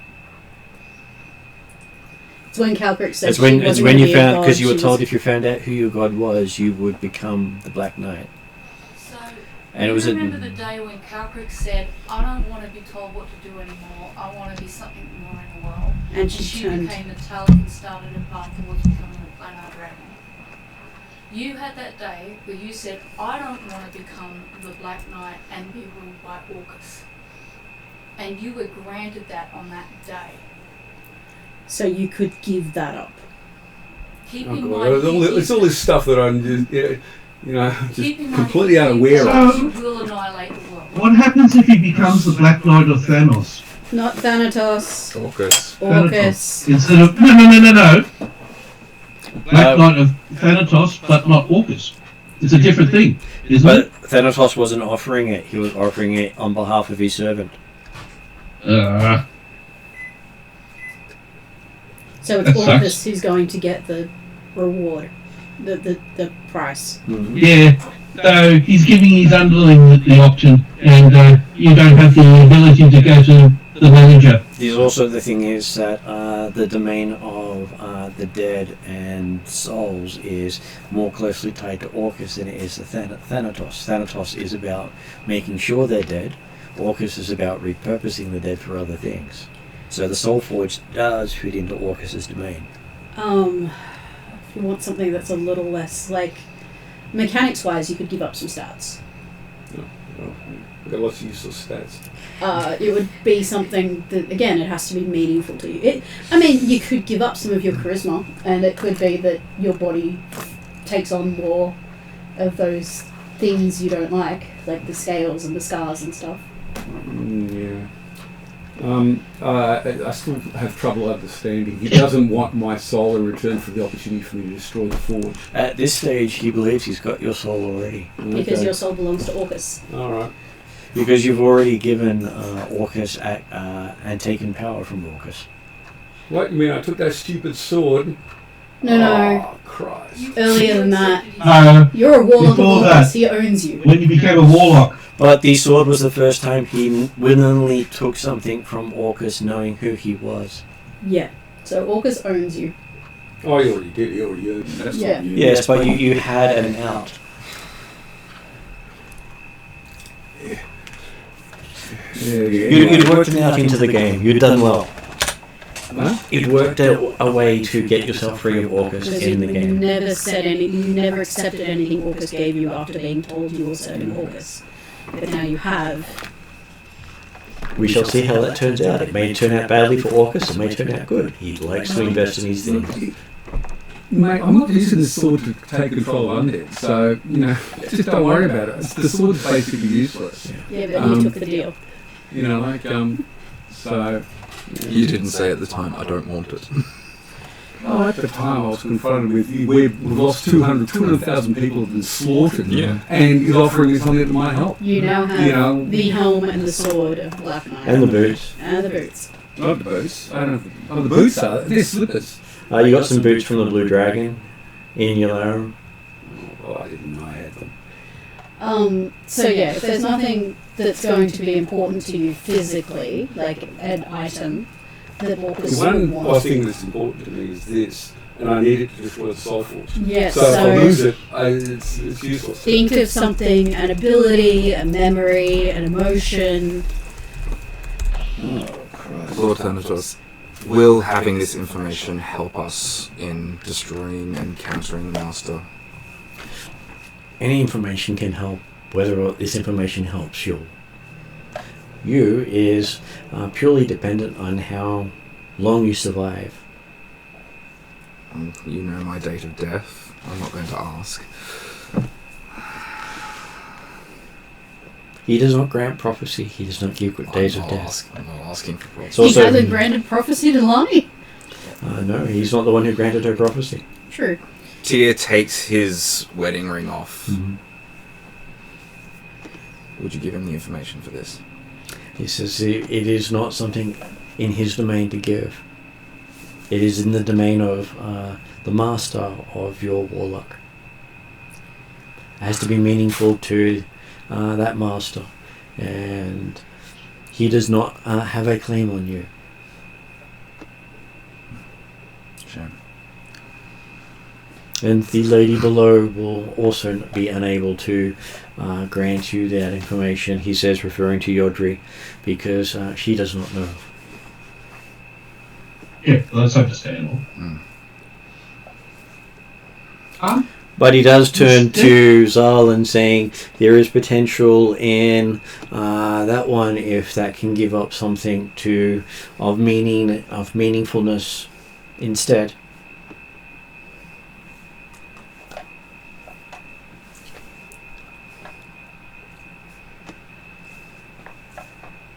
Does Zal have something he would give up? I mean, Like an arrow? there's a few things I could give up, but how am I bound to this god? You are not bound to this god. That is where he has. But you are a necromancer, and you have taken on much death in your time. So death is willing to give you a boon at a price. So this would be to Thanatos, not Orcus. To Thanatos, yes.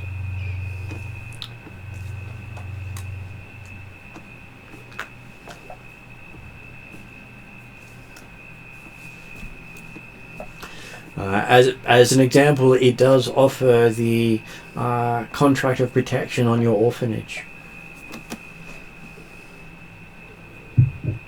Okay, that's not a bad deal.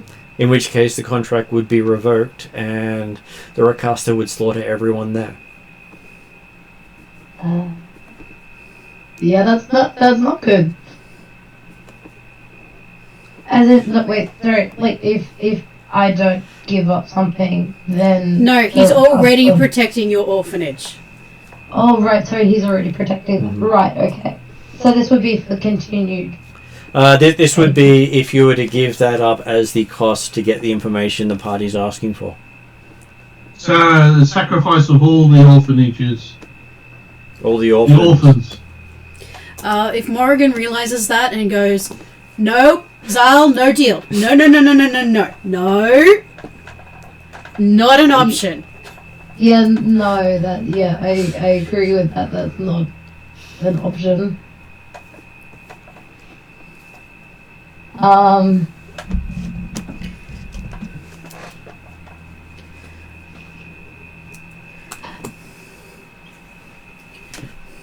Do you by any means have open communication with Okay, Eep or... here's one. Yep. For many years, after my initial death, I'd like that. I still carried How my do we bows get and in? arrows and still dressed as an archer. Still trying to be the black sheep of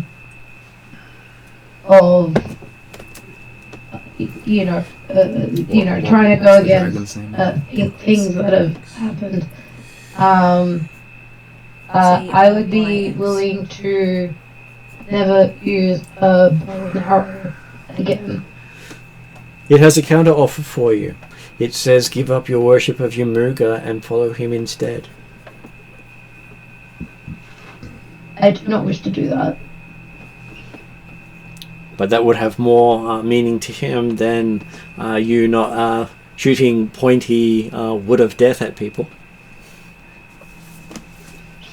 Especially considering you hold one that will slay one of your companions, and he really wants to see that happen.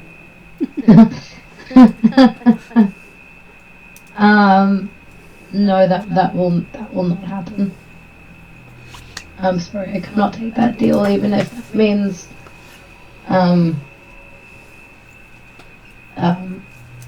putting my friends and family at Would risk. that be considered a broken oath? It would be pretty much a broken oath at that stage. Yeah, once again, Morrigan is shaking her head. As in, if I take that deal, You'd be breaking your oath to your god. and discussing it. I am currently refusing, and you are hearing Sol currently refusing. You know, but the moment it was mentioned, Morrigan was going, nope. Right. Particularly as I know from conversations with Martin that we're seeing the impact of a broken oath on Cheval. It's worse for clerics. Is there anything I can give to get this information? Well, he says there is one left amongst you who may. He says, turning to Cheval, and says, you have already fallen far from your god's light. It would only take just a nudge more for you to fail completely.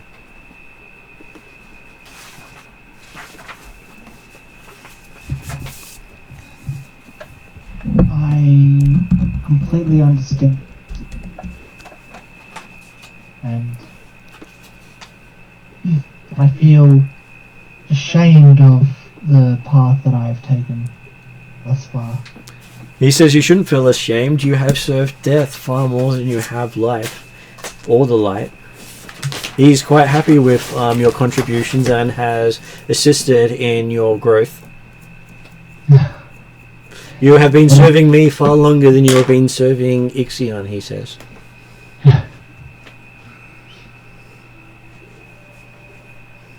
Yes, but it's not the protector that I wanted to be. But is it the protector you need to be? The one who makes sure everyone is killed when appropriate. Of course, appropriate is as soon as possible, but that remains to be seen. I am having doubts that killing, when in your words, when appropriate, is the right thing to do. When appropriate doesn't go against your oath, Morrigan chirps up. But when appropriate is also not helping us get further intel into defeating the Master. What Thanatos? Well, basically, considering he has already overstepped the bounds of the Solar General, it's simply a case of, will he accept that he has technically fallen from his promise already? Would he then become a... I know there's a name for this in Paladins. Oathbreaker. Yeah, but... It's the literal name of someone who has broken an oath. Would it be for Thanatos? Like, is it... He wouldn't. He would technically have to redeem himself by showing he can do it without the support of a god. And if he redeems that, would he be going back to Ixion, or would he be picking up... Would Thanatos be... That really depends on how he redeems himself. If he redeems himself down the dark path, then he would be an Oathbreaker. If he redeems himself more to justice and what she thought herself was going to be, and cleanses her soul, then she would definitely be back towards Ixion. Thanatos is not necessarily evil. Like, he's not evil, but he has offered him a way to do what he's been doing. Well, she's been doing. True. But if you follow that path, you're likely to have broken the oath that we've made to Lareth. Mm-hmm.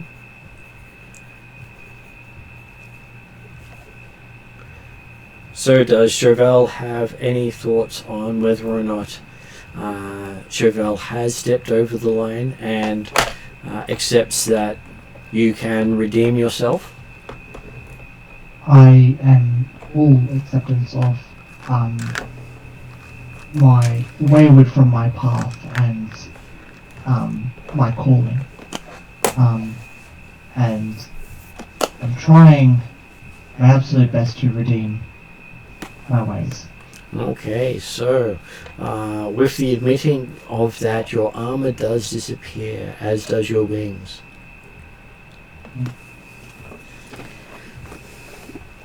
And you'll find that until you redeem yourself, you don't have magic or auras. Yep, that's fine. And he says if you can show them the way without the power of the god, I'm sure the appropriate god will return to you. Mm-hmm. Of course, how you show them is the devil in the detail, he says with a wink. which is not bad considering he's a skull. I've now got Jack Skellington. No, I've got Terry Pratchett's death in my head, where the light just disappears and then reappears. Yeah. Does that mean we're going to have a solar after him? Technically, he's already paying the price here. The Solar would have done something a lot harsher if the Solar had done it, because they don't actually have any shades of grey. It is this or it is that. If you're not this, then I kill you. Death is just grey. This is what I'm saying, like dark and entropy and. So he would end up evil. He would end up being a paladin of the grey, not a. Thanatos is awesome. And so yes, where is the Soul Forge? He does say that the Soul Forge is located in the heart of Huel, in a place known as the Temple of Death. Not found on any map. Temple How do of we spell Death. it? Heart of Huel? H-U-L-E is the name of the country. Huel Temple. Which is the home of the Master. How far is that from where we are now? I would say it would be a couple of 1,000 miles. Okay. But by any, it wouldn't be within the range of the line. It would most likely be controlling the line. But it's not within it. If the Master is on that island, theoretically, and its circle, it's not within the circle, in theory. It's also he says it's not a circle, it is a boundary. It cannot go against certain things. Okay. He cannot take countries that he is not invading. Okay. And it can't go into mountains. It is denied mountains due to how he uses it. Not a lot of life in the mountains. It's also, he is not a...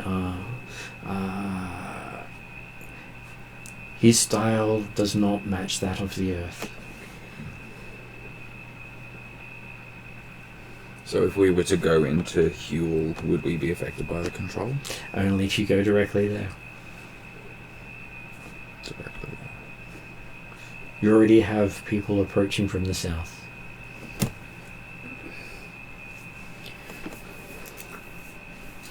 Can you show me on the map where? Okay.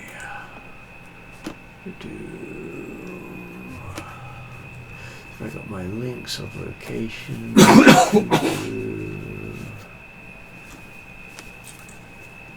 Okay, and that is in. Okay, so new map coming up. Okay, so you guys are about here. Huel is about over here. Okay. Between the Sin Desert and the Black Mountains. And we can follow mountains because the power doesn't extend into the mountains.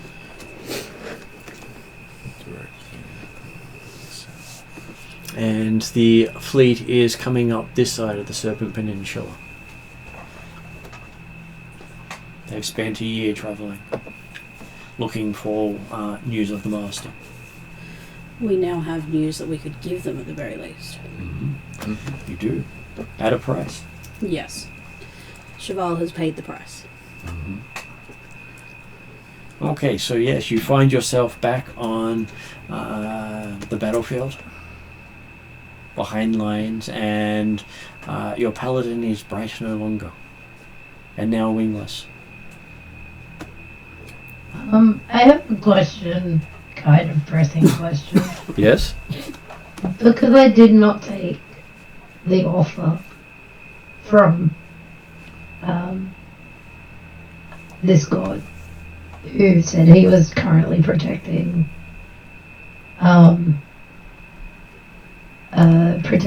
my lands of the orphanage. Mm-hmm. Does that mean that that's now void and he's not protecting? No, the offer was to give that protection up for the information. Oh, right, sorry, okay. So you're good. You're good. Okay, He was I'm good, basically okay. he was basically asking someone to give up something that was of deep meaning to each person, and it was something that would have probably left them with a lot of regrets. Yeah. No, sorry, I Didn't want anything from me. Sorry. I was like, take something! He's already got you. Hardly talk to me. I am struggling a little bit, as you can tell. We can tell. That was why we're trying not to be too difficult for you. No, thank you. I think that's why your stuff is being peppered into other people's stuff. Yeah, well, I mean, that's why I wanted to clarify, because I was like, I'm so lost. You will also find out that there is a search for something called the Crystal Dagger of Simarak, believed to be the only item that can stop the Master. Do we have any idea where that is? It is being given to a different person as a quest. I can never remember how to spell the name. Symorrak. Symorrak. Yep. Simarak is also known as Asterius, who is one of the gods in Darrakan, so you'd probably recognise the name. Simarak would be what Darrakans call him. Yeah. God of merchants, thieves, and money. Well, someone else is after it. I'm assuming someone from one of the other games. Player talk, it's me. Okay. It's the quest that Seika got on Monday night, is to find the 3 pieces of the Crystal Dagger of Simarak. Okay. Because it will be able to... This is where she was... Hey, we're opening. You're in front of a god. She was asking the god for a way to bring the underworld and the thieves and the spies together to work harmoniously in order to help the war effort. And she was told she needs to find the crystal, and it will bring what she needs. And The Crystal Dagger. on parting, Tyr does get a private word with Thanatos, as he does say the Master does hold something of interest. You should seek the soul gem of Thanatos, for which he holds.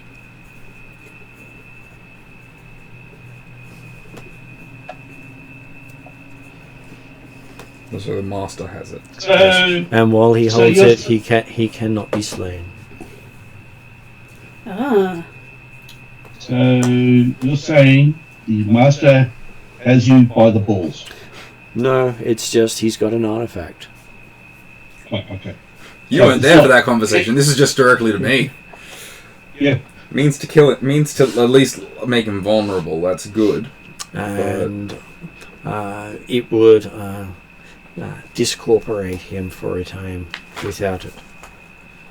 Is there a way for me to get it? Potentially. What do I need to do? Wait until he's being made vulnerable. So wait till he's been made vulnerable to make him vulnerable. Okay. Basically, vulnerable and be able to be slain is 2 different things. We could, he can be... I'm just a soldier. He can be vulnerable temporarily or vulnerable indefinitely. Yeah, so I've got to try and steal the soul gem. Cool. Don't worry, I'm sure you've got plenty of thieves amongst you who can help. Yep. I mean, technically I'm not a thief, but... No, Yodri is. I'm not incapable of thievery. I understand that. You said you actually have a dedicated thief with you. Yeah. And I'm Slightly all about dedicated bargains thief. and I don't feel trickery. like this is a hold up's going to really work though. I'm all about bargains and trickery and... You would say you point a gun at the guy and say, "Give me your gems." Yes, we say, oh, gem or your life.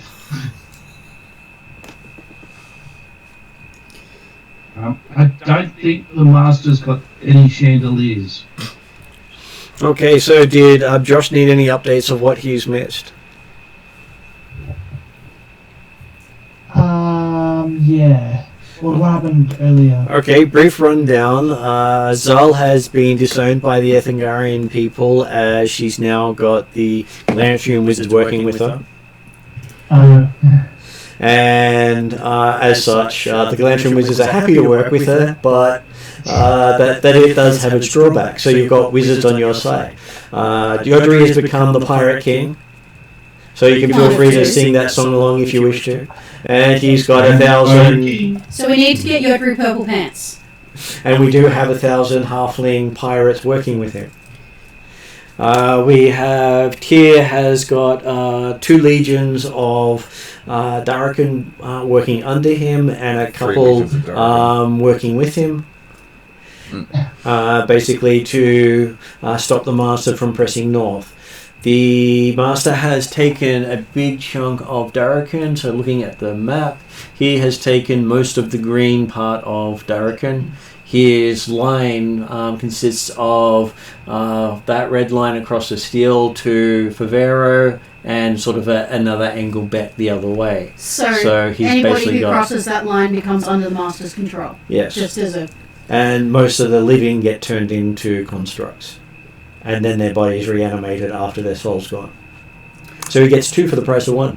Oh, and Anton made an agreement with Orcus and now has a blade that when it hits an undead, makes the undead serve him. He hasn't used it yet, but he did manage to get a group of 5 undead children and elderly people. And no matter what you do, they come back the next day and they remember. And they remember the death, and they remember the pain, and they have memories of their life, and they have personalities. But they don't smell anymore. Just another cursed item to add to my collection of cursed items. But hey, at least now Orcus has got one little hook in, and he'll try for more. Can I confirm, you said the crystal dagger is the only thing that can kill the Master? Yes. Okay, so the spear that Calcrix has Can actually stop him, can but stop not kill him, him. but not kill him. Okay. There are different things with different words. I've intentionally used different words. I thought that was the case. But Stop, make vulnerable, let him I'm die. fairly sure that in Monday it's been... I'm fairly sure in Monday it's been referred to as the only thing that can kill the Master. That's because that's what Someone Calcrix got a believes. thesaurus for Christmas. No, it's Martin. I know he's very... Hey, Morrigan is all about the words too. And the thing is, I let people take the words however they want until it actually comes to the point, and I'll say, well, by the way... This is what I specifically said. This is why I take detailed notes. Thank you. Okay, so Please yes. refer back to them when we're talking about the soul gem. Bradshaw is now a clanless dwarf, having asked about how we can dissolve his marriage. I'm sure he'll find a way and remarry in 20 odd years when he's old enough to actually marry. But he's got 7 years to figure out what he's going to be as a dwarf. Sorry. I was going to say, but he's got 7 years to figure out what sort of dwarf he's going to be. Yes. Right, and I'm just saying I want a divorce. Divorce done. Should I role play that this session, or are you going to leave the next session? We might leave that until you actually come across someone you can speak to for that, because you're going to have to convince a dwarven priest or a halfling priest to do the deed. And which means dwarven priest, because no halfling priest is going to let you off that easily. Yeah, because they hate the dwarves. I was more going to go actually talk to her directly. The dwarves enslaved. She's currently on the other side of the continent, approaching the Master's lands. Okay, that's why I didn't know where she was. That's why I thought. That's okay. Yeah. She's with the fleet. Yeah, Which is why she didn't kill his I family. don't think you want a divorce. Well, there's the side of Life's chaos side that you would like to keep on and cause chaos, but I think I've got a better idea about that now. Yeah, but the woman that you're divorcing, she actually does take the death to us part. So the only way you're going to divorce her is if you die. Well, it doesn't have to be a divorce because Bradshaw is too young. So if he can get a dwarven priest to, if he can get to convince a dwarven priest, he can get the priest to annul it. Because he also has to. He also has to figure out how he got the dwarven priest to accept to do it in the first place. Yeah, that's a question. They were drunk. And just for you, Roger, some of the families resolved to mine other half, so it could be that you and I might have to have a little talk about what's going on with the whole situation. So. For another session, I'm sure we'll get next session. distant. Yeah, she's a lot more psychopathic than my mother. So it's distant. The brother is the chef that's on your ship, isn't it? No, 10 Knives is not on your Drew's ship. Oh, okay, on a different ship. Okay, yeah, sorry, yeah. No, I never. The only ships I've had, unfortunately, have been destroyed. So let's see. The only ship I actually did have is the one that I stole. Hildren will be trying to convince 10 Knives to come back to the southern continent. Where was the dagger? Was that with the 10 Knives? No, 10 Knives has the dagger. How did 10 Knives get the dagger? He was given the dagger at the wedding of Bradshaw. Oh, but it's the other dagger that we know. Yeah, there are two daggers. That's the other dagger, yep. So, two people actually carry a dagger called Bradshaw's Friend. Basically because there was a prophecy that said Bradshaw's friend can kill him by stabbing him in the back of the head as his way to go to his God's Forge and spend eternity in basically enlightenment. So he doesn't want it to happen because he doesn't want to die, but at the same time, if he dies any other way, he can't get into the dwarf heaven. That is correct. He basically doesn't go to his final rest unless he dies by that means. Didn't you have one dagger? What's the second one? There have been two for quite some time. Jeremy had hidden one of them until it got lost. He gave it to Simarak, who then gave it to 10 Knives. And I know where the other one is. Well, I know who has the other one. What happens if a weaponsmith decides to make a whole line of daggers called Bradshaw's Friend as a naming of a line of type of daggers? Then Bradshaw's going to be regretting the prophecy he made of how he can go to his best afterlife. Yes, and Mark and I will probably play D&D games together again. So, because I couldn't get any other prophecy, but I chose that one. So, yeah. I rolled it. Did I roll it? Or no, you made it up. You had full reign of making it up. One of them was that they would die by a dragon breathing flame on them while they're falling off a mountainside. Yeah. That was extremely specific, and that meant that they had to egg on a dragon at some point in their life, or they wouldn't go to their heaven. Mm-hmm. Yeah, I can see you doing that too. Yeah. Okay. Yeah. That's all right. I thought I didn't know if I rolled it or not. That's okay. No, I left it completely up to the player to choose their own poison. All good. And I remember, isn't that always good? Okay, so I don't think I've missed anything major except for the fact that there is a second pirate king, and that the only way to cross the Master's line, which had been mentioned in the previous combat in the game here over 30 sessions ago, was the Fey creature known as Eep. So anything within its proximity can pass through the Master's line unscathed. Okay, so it's basically Eep ate something. No, it's not what Eep ate, it's what Eep is. Is there an option to get another one? The Servant of Nyx. High up level Servant of Nyx. A goddess opposed to Anzac Teotl. And also in the same domain of the dead.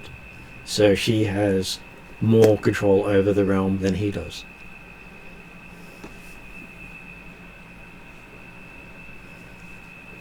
Any relation to Thanatos? Can I get one of these? Thanatos does not work with her.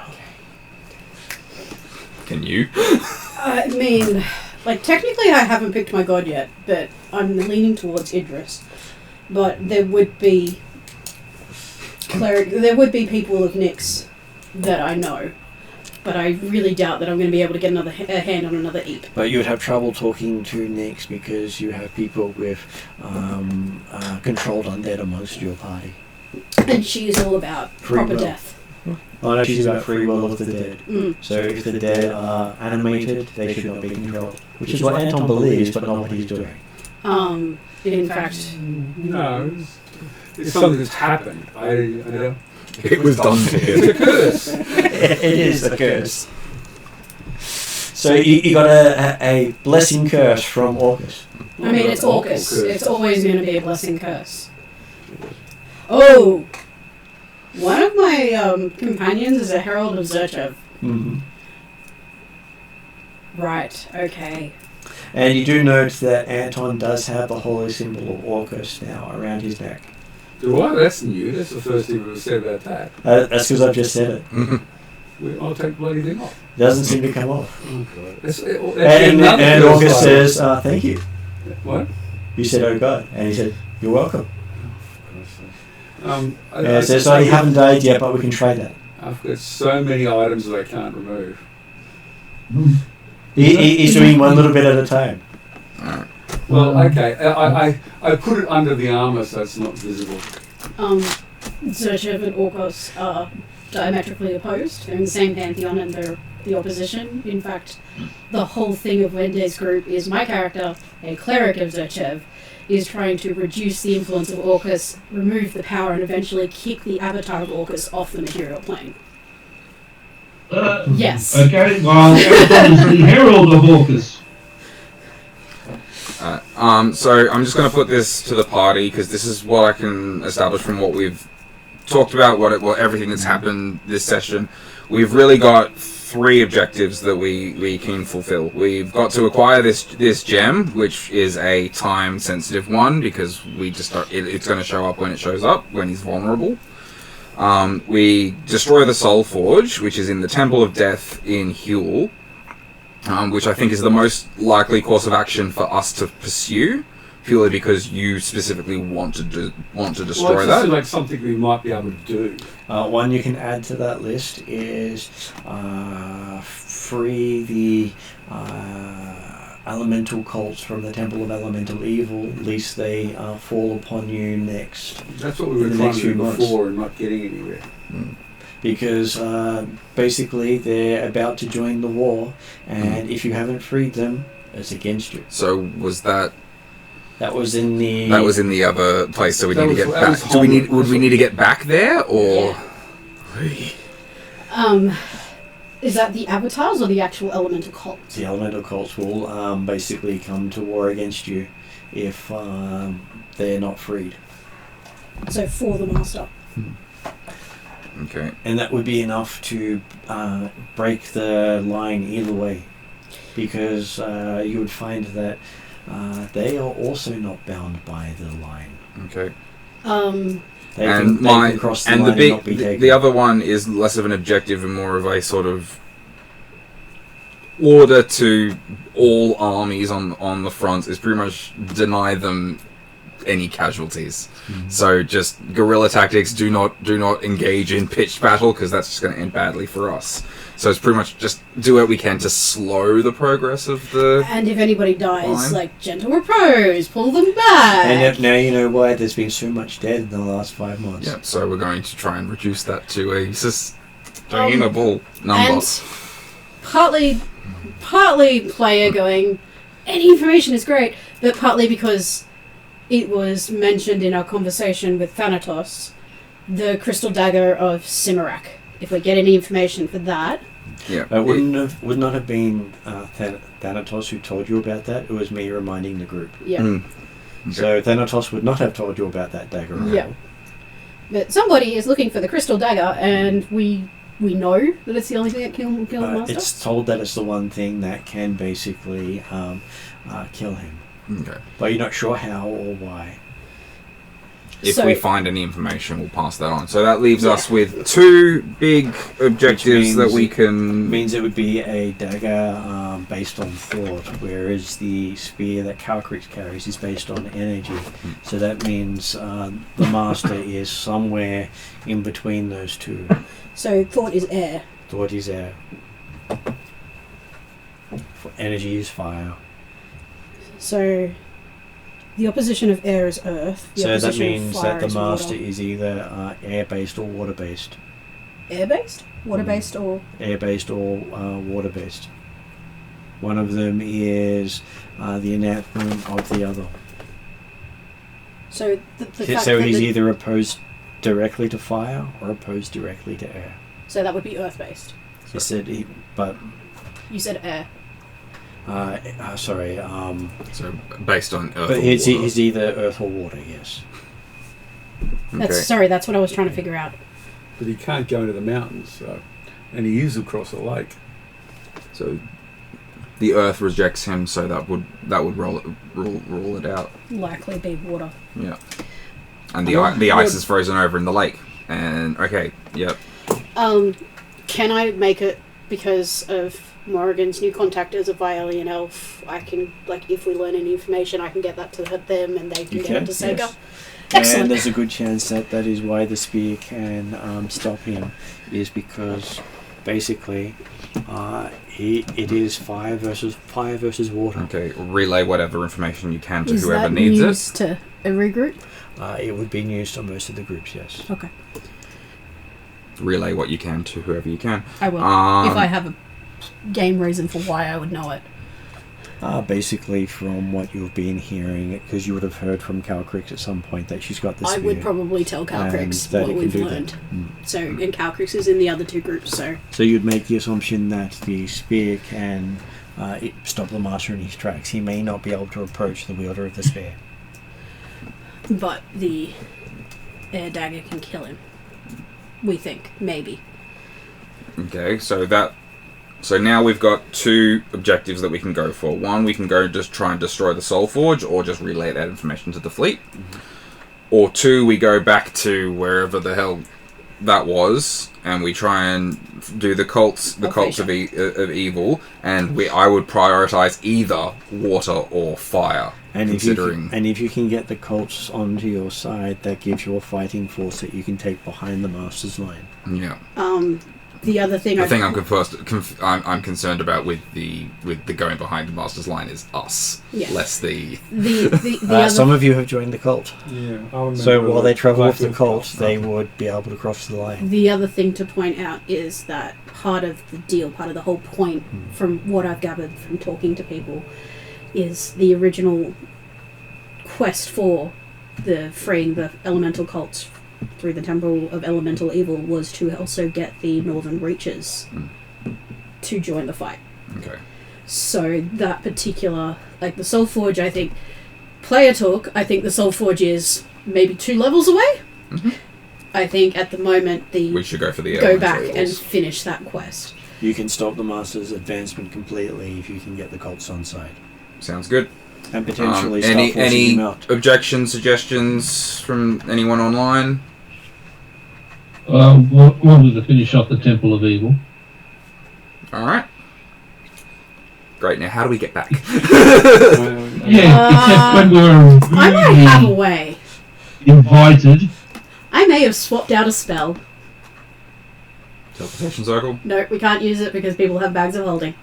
Okay.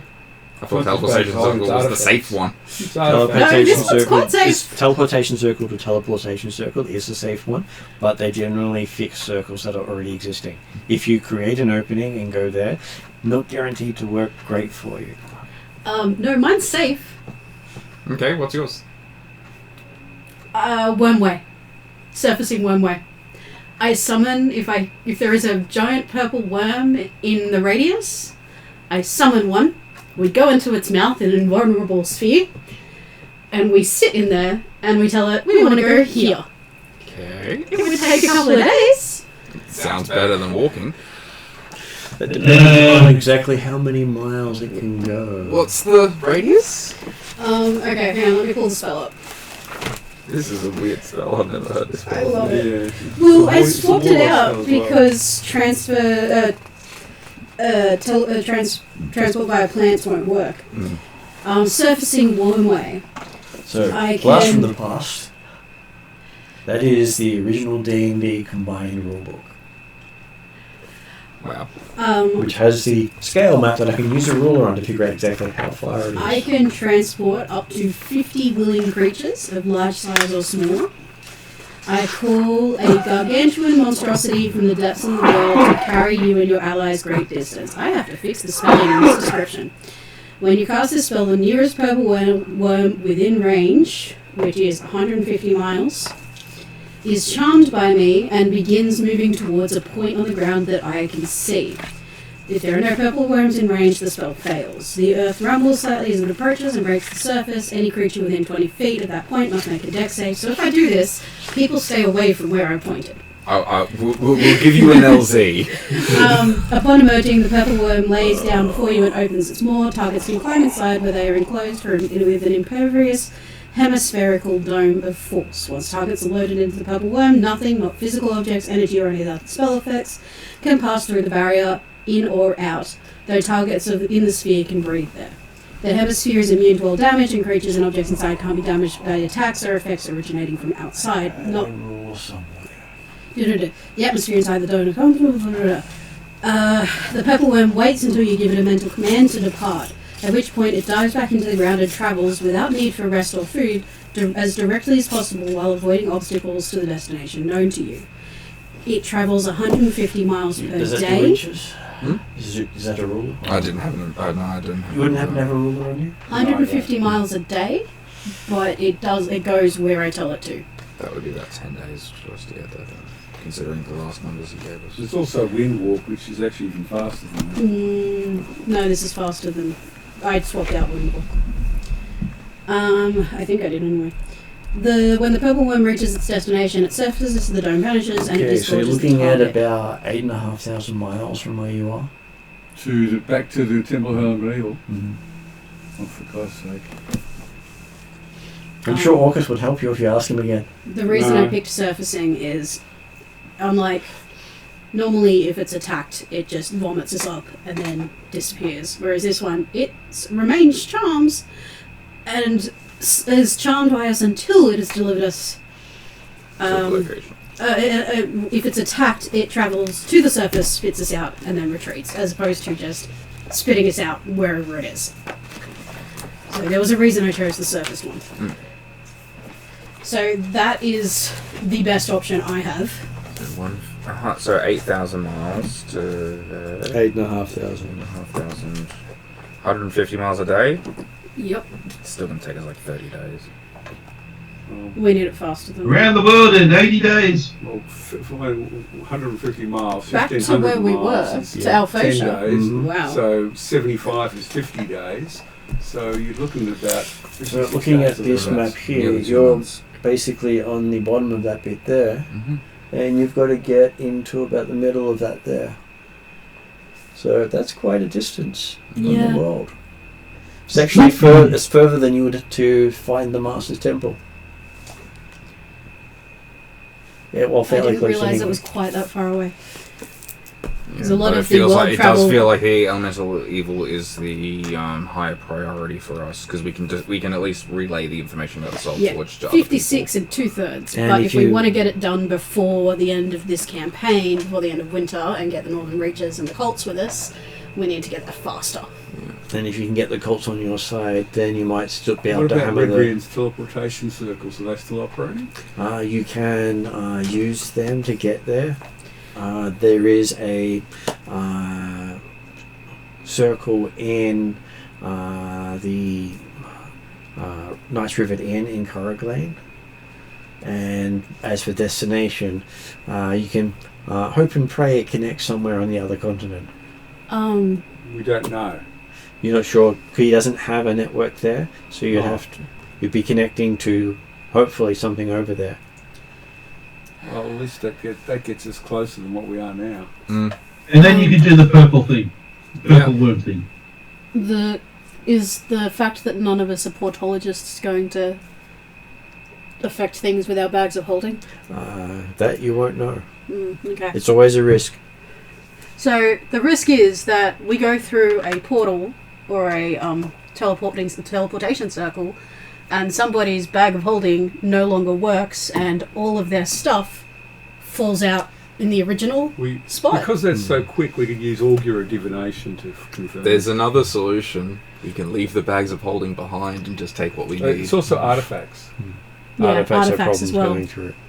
But artifacts can pass through teleportation circles. Can they? Okay. That's the only thing they can pass through freely. Okay, so I'm thinking that we do that and we just leave the bags of holding behind. Or You we can see if also- Redrian can organise something with the recaster again. You can also empty out the bags of holding, and they cause less problems. Yes, so we have a lot of sats. And then we just put everything back in the bags of holding if it's able to go. Less problems, not no problems. But even, like, they're still going to rip a hole in time and space no matter what. If you use the portalologist, it does, definitely. But it doesn't if we just empty them and hope they don't stop working. They either go or they don't. But at least if you've emptied them, you haven't lost anything except an empty bag. Is Redrian still down in Darrakin? But he can get up to Curraglain as needed. Okay. Because the Knight's Rest Inns is a series of... The Knight's River Inns are a series of inns owned by Redrian, and they're connected. Well, if we can get him here, have a chat to him about what resources we have available to get us to the Cult of Elemental Evils. He can't call in Nurakasa to help again, but he can get you to Homlet, he says. Depending on if they lynch you. Depending on if they lynch you for returning. Well, we just won't get into the village. Or is the Can you get us outside the village? Is that reasonable? In the village? The circle is near the village. He's just not sure how close because things move. Okay. I think it's a risk we can take. That's a I think risk it's we the have risk to we take. have to take. Yep. Note to self, make sure I have alter self on first. I mean, they don't dislike me so much. I'm a druid. Anyone need to be invisible or something? Because we'll do that as well. Well, on the bright side, you no longer have a paladin of Ixion. Yeah, that's true. They don't know that though. When they look at him, it won't say paladin anymore. No. No fire, no dark wings. Okay. No armor of Ixion. So, Josh, what do you think it should say instead of paladin when people look at you?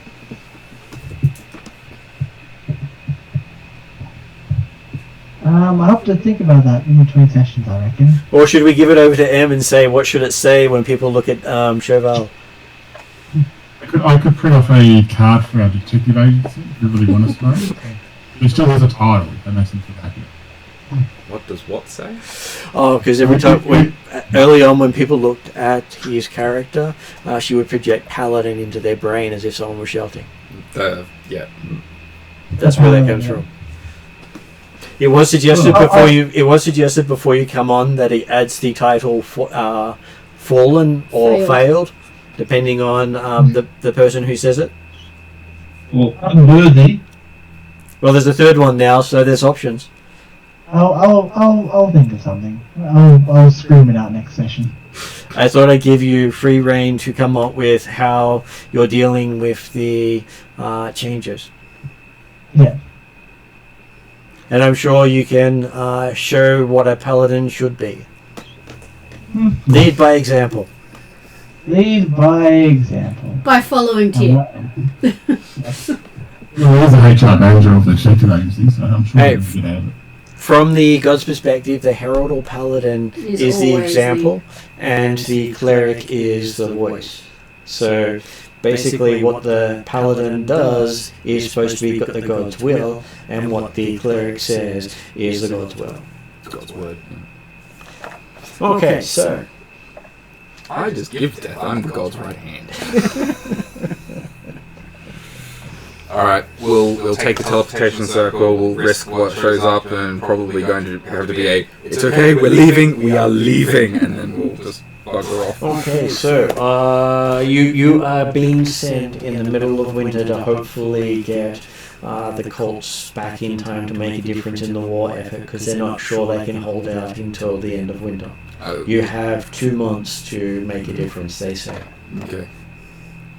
Let's do it. And if you can't get it done in those 2 months, they're not sure that they'll be there for you to come back to. 2 months. Well, let's get it done. That's at the most. 15 days until the major full moon and the height of the master's power. Alright, so should we prioritise the fire cult, considering that's antithesis to what we suspect the master is? This is where we need to refer to the people who were here when the quest originally started. Does it happen when we free all the cults, or can we free them one by one? They don't know. We never found that out. They killed the person who could have told them, and the other person just wasn't telling them. There's the zone. Yeah. So the question is, I wonder if we have to we have to visit all of the towns around the Temple of Elemental Evil to know where, what particular, because the other difficulty we found when we were talking to Loreth the Bastard was that it's not that there's just one avatar of Earth in the temple, there are multiple. We have to figure out the correct one to free. So I would suggest that before we try and assault the temple and do something about it, we need the information from all of the towns and try to pinpoint or get enough for us to be able to identify which ones, so that we can not release all sorts of bad, just the things we need to free, so that the cults can then be free, because they're sort of stuck in the northern reaches, because if they go near or get brought back to Alphacia, then they lose all free will, and basically the wizards of Alphacia take over. Is that the right interpretation? Yes, the wizards are trying to regain control of their lost special forces, because that's what the cults are. They're shock troops that they send against their enemies to destroy them. Okay.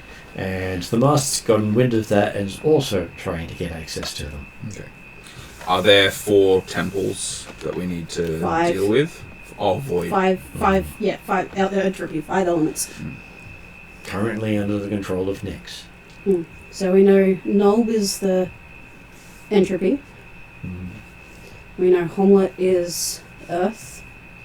We know that we're not getting any more information out of Homlet. We also know that the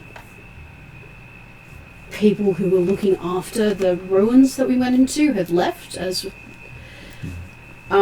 We need to figure out where the fire, water and air are. Okay. That gives us 3 days for each one. And I get the feeling that they're all centered around the main temple. Nolb also has the best information of where the temple is. Okay.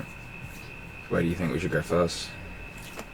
We knew where Nolb is. Let's go then. Okay. Are we already in the? Well, he's basically getting it ready for you while you made your plans. And then once we've gotten the information we can out of the 5 villages, then we go to the temple and try to do what we need to do. Yeah. But we don't entirely know what we need to do yet, because so there are 5 temples, one big one one. Temple. One temple. That we're looking for 5 avatars. 5 avatars, cool. Okay, so after some difficulty, he does manage to open a portal into the region. He says he can't find anything closely resembling what was there before. As you step through, you find yourself in a burnt grassland. And there's just craters everywhere. Okay, looking around. Master's work.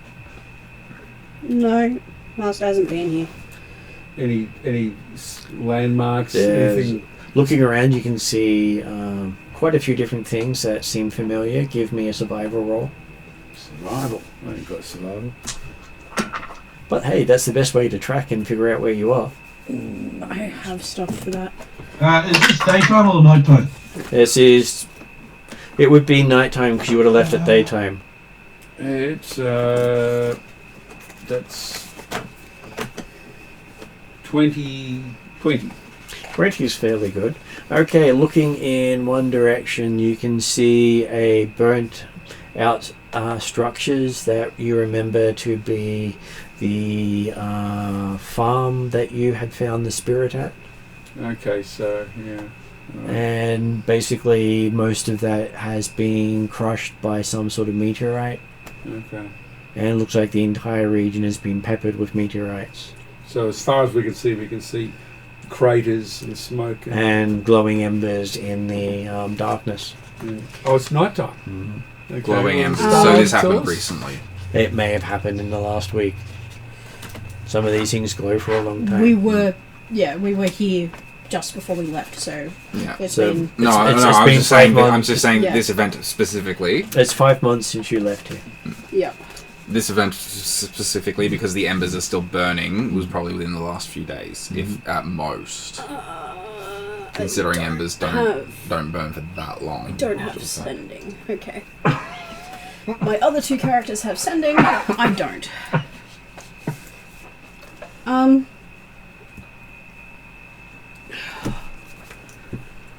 I'm trying to decide if Zal may have it. Anton may have it. I'm just Yodri worried might about have it. Homlet. I don't have it. I don't think it's a warlock spell. I'm just worried about Homlet. You can see remains of the road heading back towards Homlet. And it doesn't look.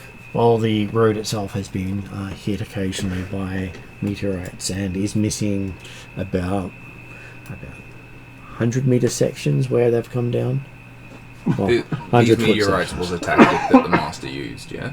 He used it against the forces of Darrican, wiping out most of their bread box. So this is not necessarily the master himself here, but his... Yeah, it might be his that influence. because the master's also trying to get the Temple of Elemental Evil, which is why I'm worried about Homlet. Oh, do I have Grapevine? I'm sure that I think I've got something that allows me to talk to other druids. Well, Fache is also at war with someone else who could have done it. Yeah, it could be Glantry. They are at war with Galantry. And Glantry are Flemish, which are... And also the allies in the war. Yeah, Morrigan, you don't want Morrigan to meet a Flemish. Okay. People People are offering me men. I'm not going to look a gift horse in the mouth. No. Like, and the people that came, some of the people who came are from my heritage. Your heritage, yes. They share the heritage. I'm surprised you didn't make me run into my father. Don't take that as a That is challenge. now a challenge. He's going to be there when we get back. I don't try to do everything in one go. I always leave bits for later. Especially with we had that chance to talk and I missed it. Yeah, because I don't know if my father is alive or dead. He may be both. No, it could be both. Just sipping tea. No, I think it was Grapevine, and I don't think I picked it. Does Zal have Grapevine? Because Zal is an ancient cleric-ish. Still. Could have been a death cleric. Got close.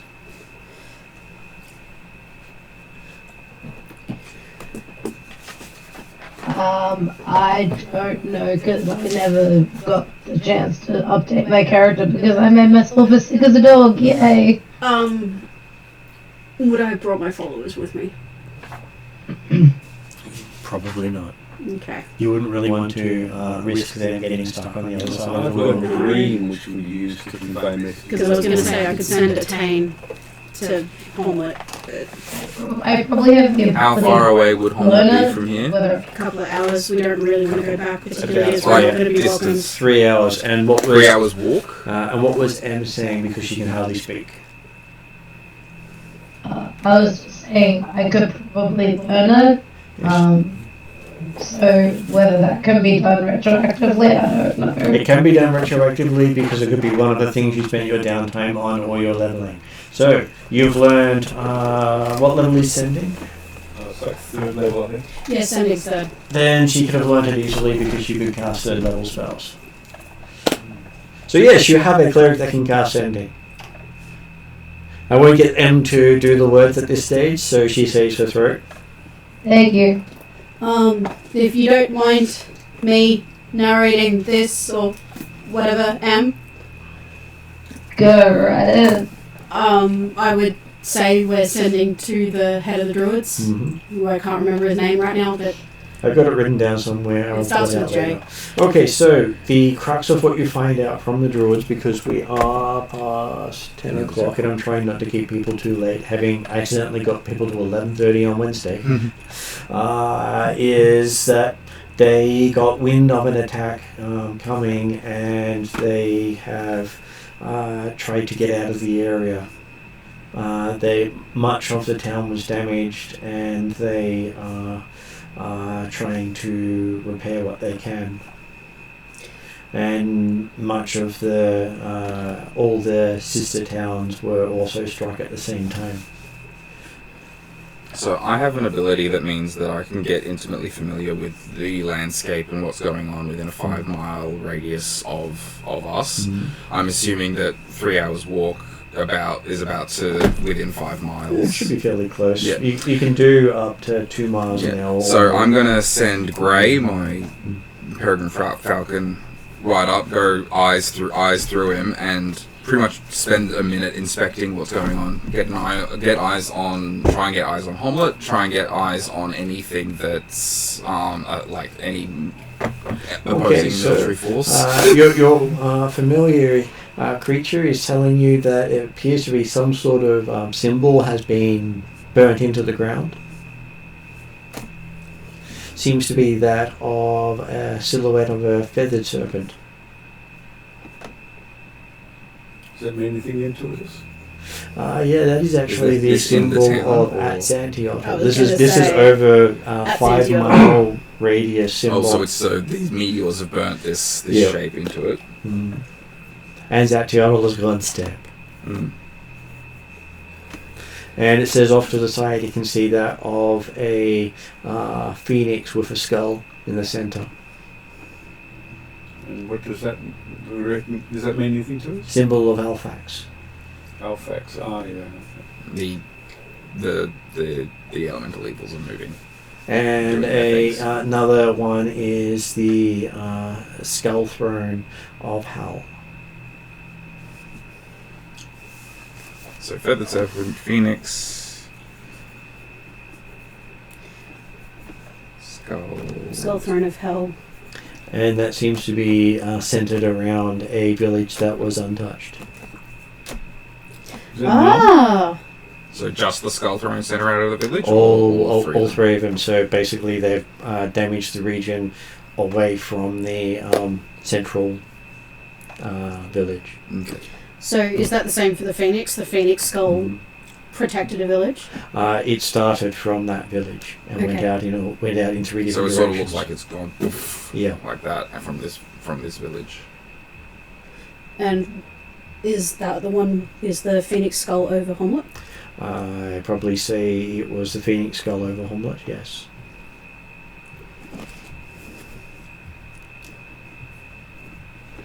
And we don't know enough to know where the other two are. You're sure that they've blattered the 4 surrounding towns? Yeah, but not Null. But not Null. Yeah, because the Skull Throne of Hell would be Null. No, it is also blatting out off to the side. So each of the things have... so each 3 circles originate in Nulb and go outwards without touching Nulb. So they create a triangle of destruction. Just so that I've got an idea of what I'm looking at, because is that pretty much what I'm looking at? Yeah. Yeah. But basically, considering the 3 going out in each going out in a direction. Yeah. I'm assuming because I'm assuming I'm outside of the range, but could I assume that there are 2 others that are going out like that? You can actually see Nob, and you can see Nob in that distance, and they're actually going. The 3. So say if one's going up, the other 2 are going up. Okay, so it's equal up. That's what I wanted to establish, whether it was a pentagon with 2 that I just couldn't quite see, or like that? No, there's only 2 going out. Oh, so there's only 3 going out from the centre. Okay. So Null was the centre? Nob is the centre. So it looks like it's only hit 3 towns? No, it's big enough to have hidden all 4. Okay. So it's gone out in a... And it's gone past the towns. So we know Nulb is the centre, and we probably want to leave that for a bit, considering it's the centre of the damage done by Atzantiotl, Alphax, and Nulb hasn't been Hell. damaged. And Nulb hasn't been damaged. Nulb hasn't been damaged, yeah. And I know Hell is entropy. Mm-hmm. Alphax, I don't know. He's entropy. He's entropy, and I'm guessing Atzantiotl is also entropy. Yep. And when we talk about entropy not necessarily being bad, these 3 are bad. Mm-hmm. So Nulb is, I would say, the centre of it. What we want to do is find the other 3 towns first, get all the information we can, and then before any more damage hits them. I say we go from where we are. We go clockwise. Do we need to just hit? Do we need to go to? Well, it will take you many days' travel to do all that. Am I right in assuming that the other towns are trashed too? You'd assume they're trashed, but they may not have gotten warning. May not have gotten. Someone might have survived because it actually sounds like they've just taken out the people who might have provided useful information. Yeah, that's my concern. Considering they were currently in the towns asking questions when you were here last time. So I can move us fast through difficult terrain at normal speed, even stealthily. Mm-hmm. So does that speed up our chances of moving between each? Because we're just going straight lines between each town. Well, as you go off and do that, I was going to say we can visit what happens when you reach those towns next session. I'm just trying to get an idea of speed so that we can make it as efficient as possible. I'm just worried about it. Just might be a bit of a waste of time. It will take you probably... We need the information. 1 to 2 days to reach the... It would probably be at least 1 to 2 days to reach each of the towns. Okay. So we're talking... we've got 15. We have 15 days until 3 to 6 days to visit all towns. Okay, we can do that. And 15 days for the full moon. So if we as long as we're speed and we get the information we need, and we get the right information, so we don't have to spend too much time in the Temple of Elemental Evil. All right, we could possibly. We're 3 hours do it in from 15. Homlet, so let's just head there first. But we've got 2 months, so it could be something. We might have 2 months. I would like to reserve that to try 15 days. So we're 3 hours from Homlet, so we'll make our way there, and then we'll go from there. I don't think we want to go to Homlet. You don't want to go to Homlet. I'm fine with the people of Homlet. Well, I'm They're fine like with people me. of But Homlet too. on the right side, you have gained 12 hours of your day back by jumping east. So that gives us half a day. Mm-hmm. Cool. It's not quite halfway around So the world, technically so probably we're more night like before. 6 hours. So technically, we're in the night before when we left, time zone wise, not wibbly wobbly tiny stuff, which does happen in the game. So you'd probably be coming across just after the clicks over to the first day of the year.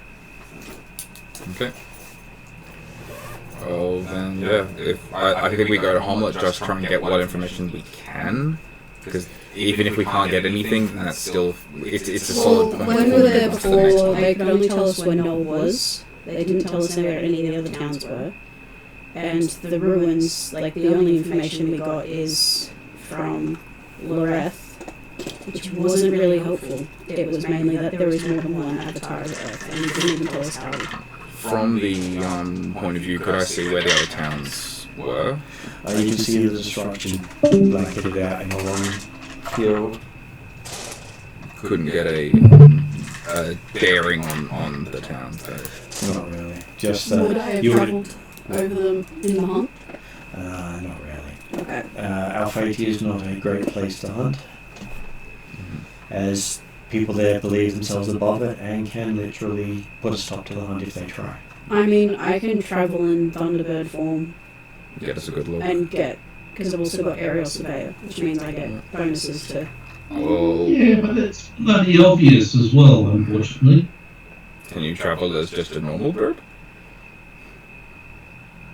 I can send my bird, but a Thunderbird isn't as obvious as you think. It's a monster. That doesn't mean they don't exist.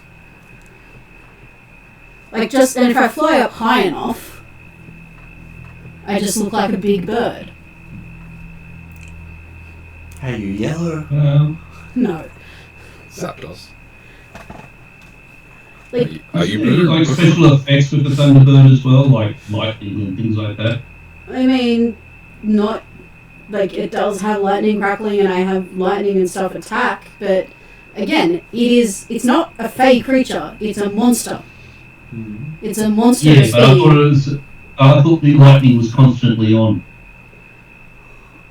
I'm sure it's like Pikachu and doesn't always zap people. Yeah. Okay. Just occasionally does it by accident. I'm not opposed to this plan, I just want to Zal make sure was that riding one and not getting electrocuted. Remember, Chocobo can turn into one.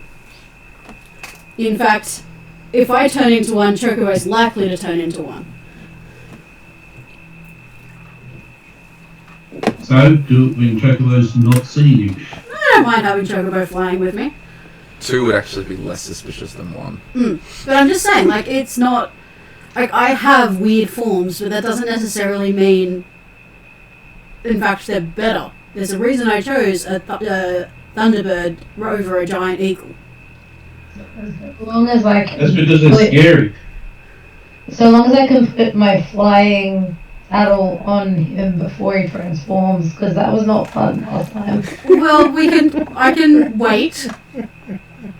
We can even transform him first, and then we can tell him to wait while you saddle up. Yes. I believe she has a magical saddle that will stay on no matter what form he takes. But if you put a specific flying saddle on him in the other form, if he changes form, it's like... Yeah, so we need the magic saddle. We need the magic saddle on him.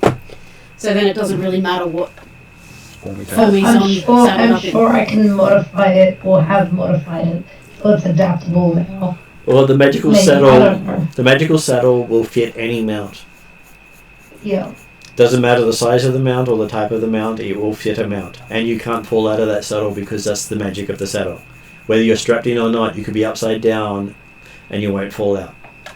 Alright, is this the thing that I got in my downtime? Because I thought all my saddles were made by me previously. You had a saddle of the Cavalier at one stage, I believe. Did I? I believe you did. It came from one of the other PCs. If not, you do now. If not, I do now. Okay, cool. But that would have been a great thing for you to pick up in your downtime and go, hey, I've got that now. Yeah, okay, cool. That worked. Did anyone... So you 2 go Thunderbird, go have a look, try and find the locations of the other towns. We're going to make our way towards... Well, if we know Nolba's there and Homlet's there, and we know Nolba's the centre, we could probably angle. Hence why I'm trying to get to the outside so we can make Just don't go into Homlet. I'm not saying we're going in, I'm just saying we're going near. They're probably going to throw things at them, at least. Is the reason why we're going to Homlet? Just as a starting point. Just as a starting point, and if there is any more information, great. If not, no big So, deal. what information were we after? Where the other towns are, so we're not walking around in the wilderness. Or where the towns were. And what we need to do to free the cults of elemental evil. And considering the 3 bad entropy gods are the ones that seem to have sent out the damage, and it seems to have sent it on Nolb, we don't want to go to Nolb first.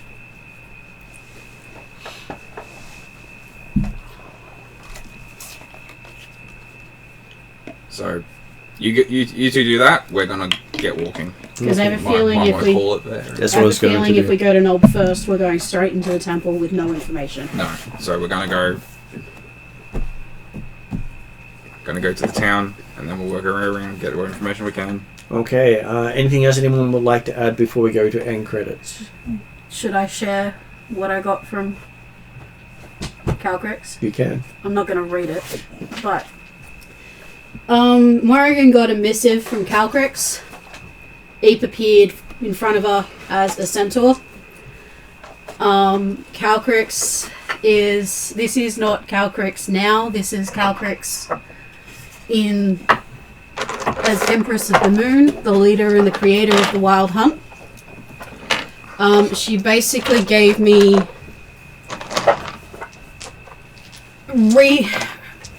rewording of what I'd been told,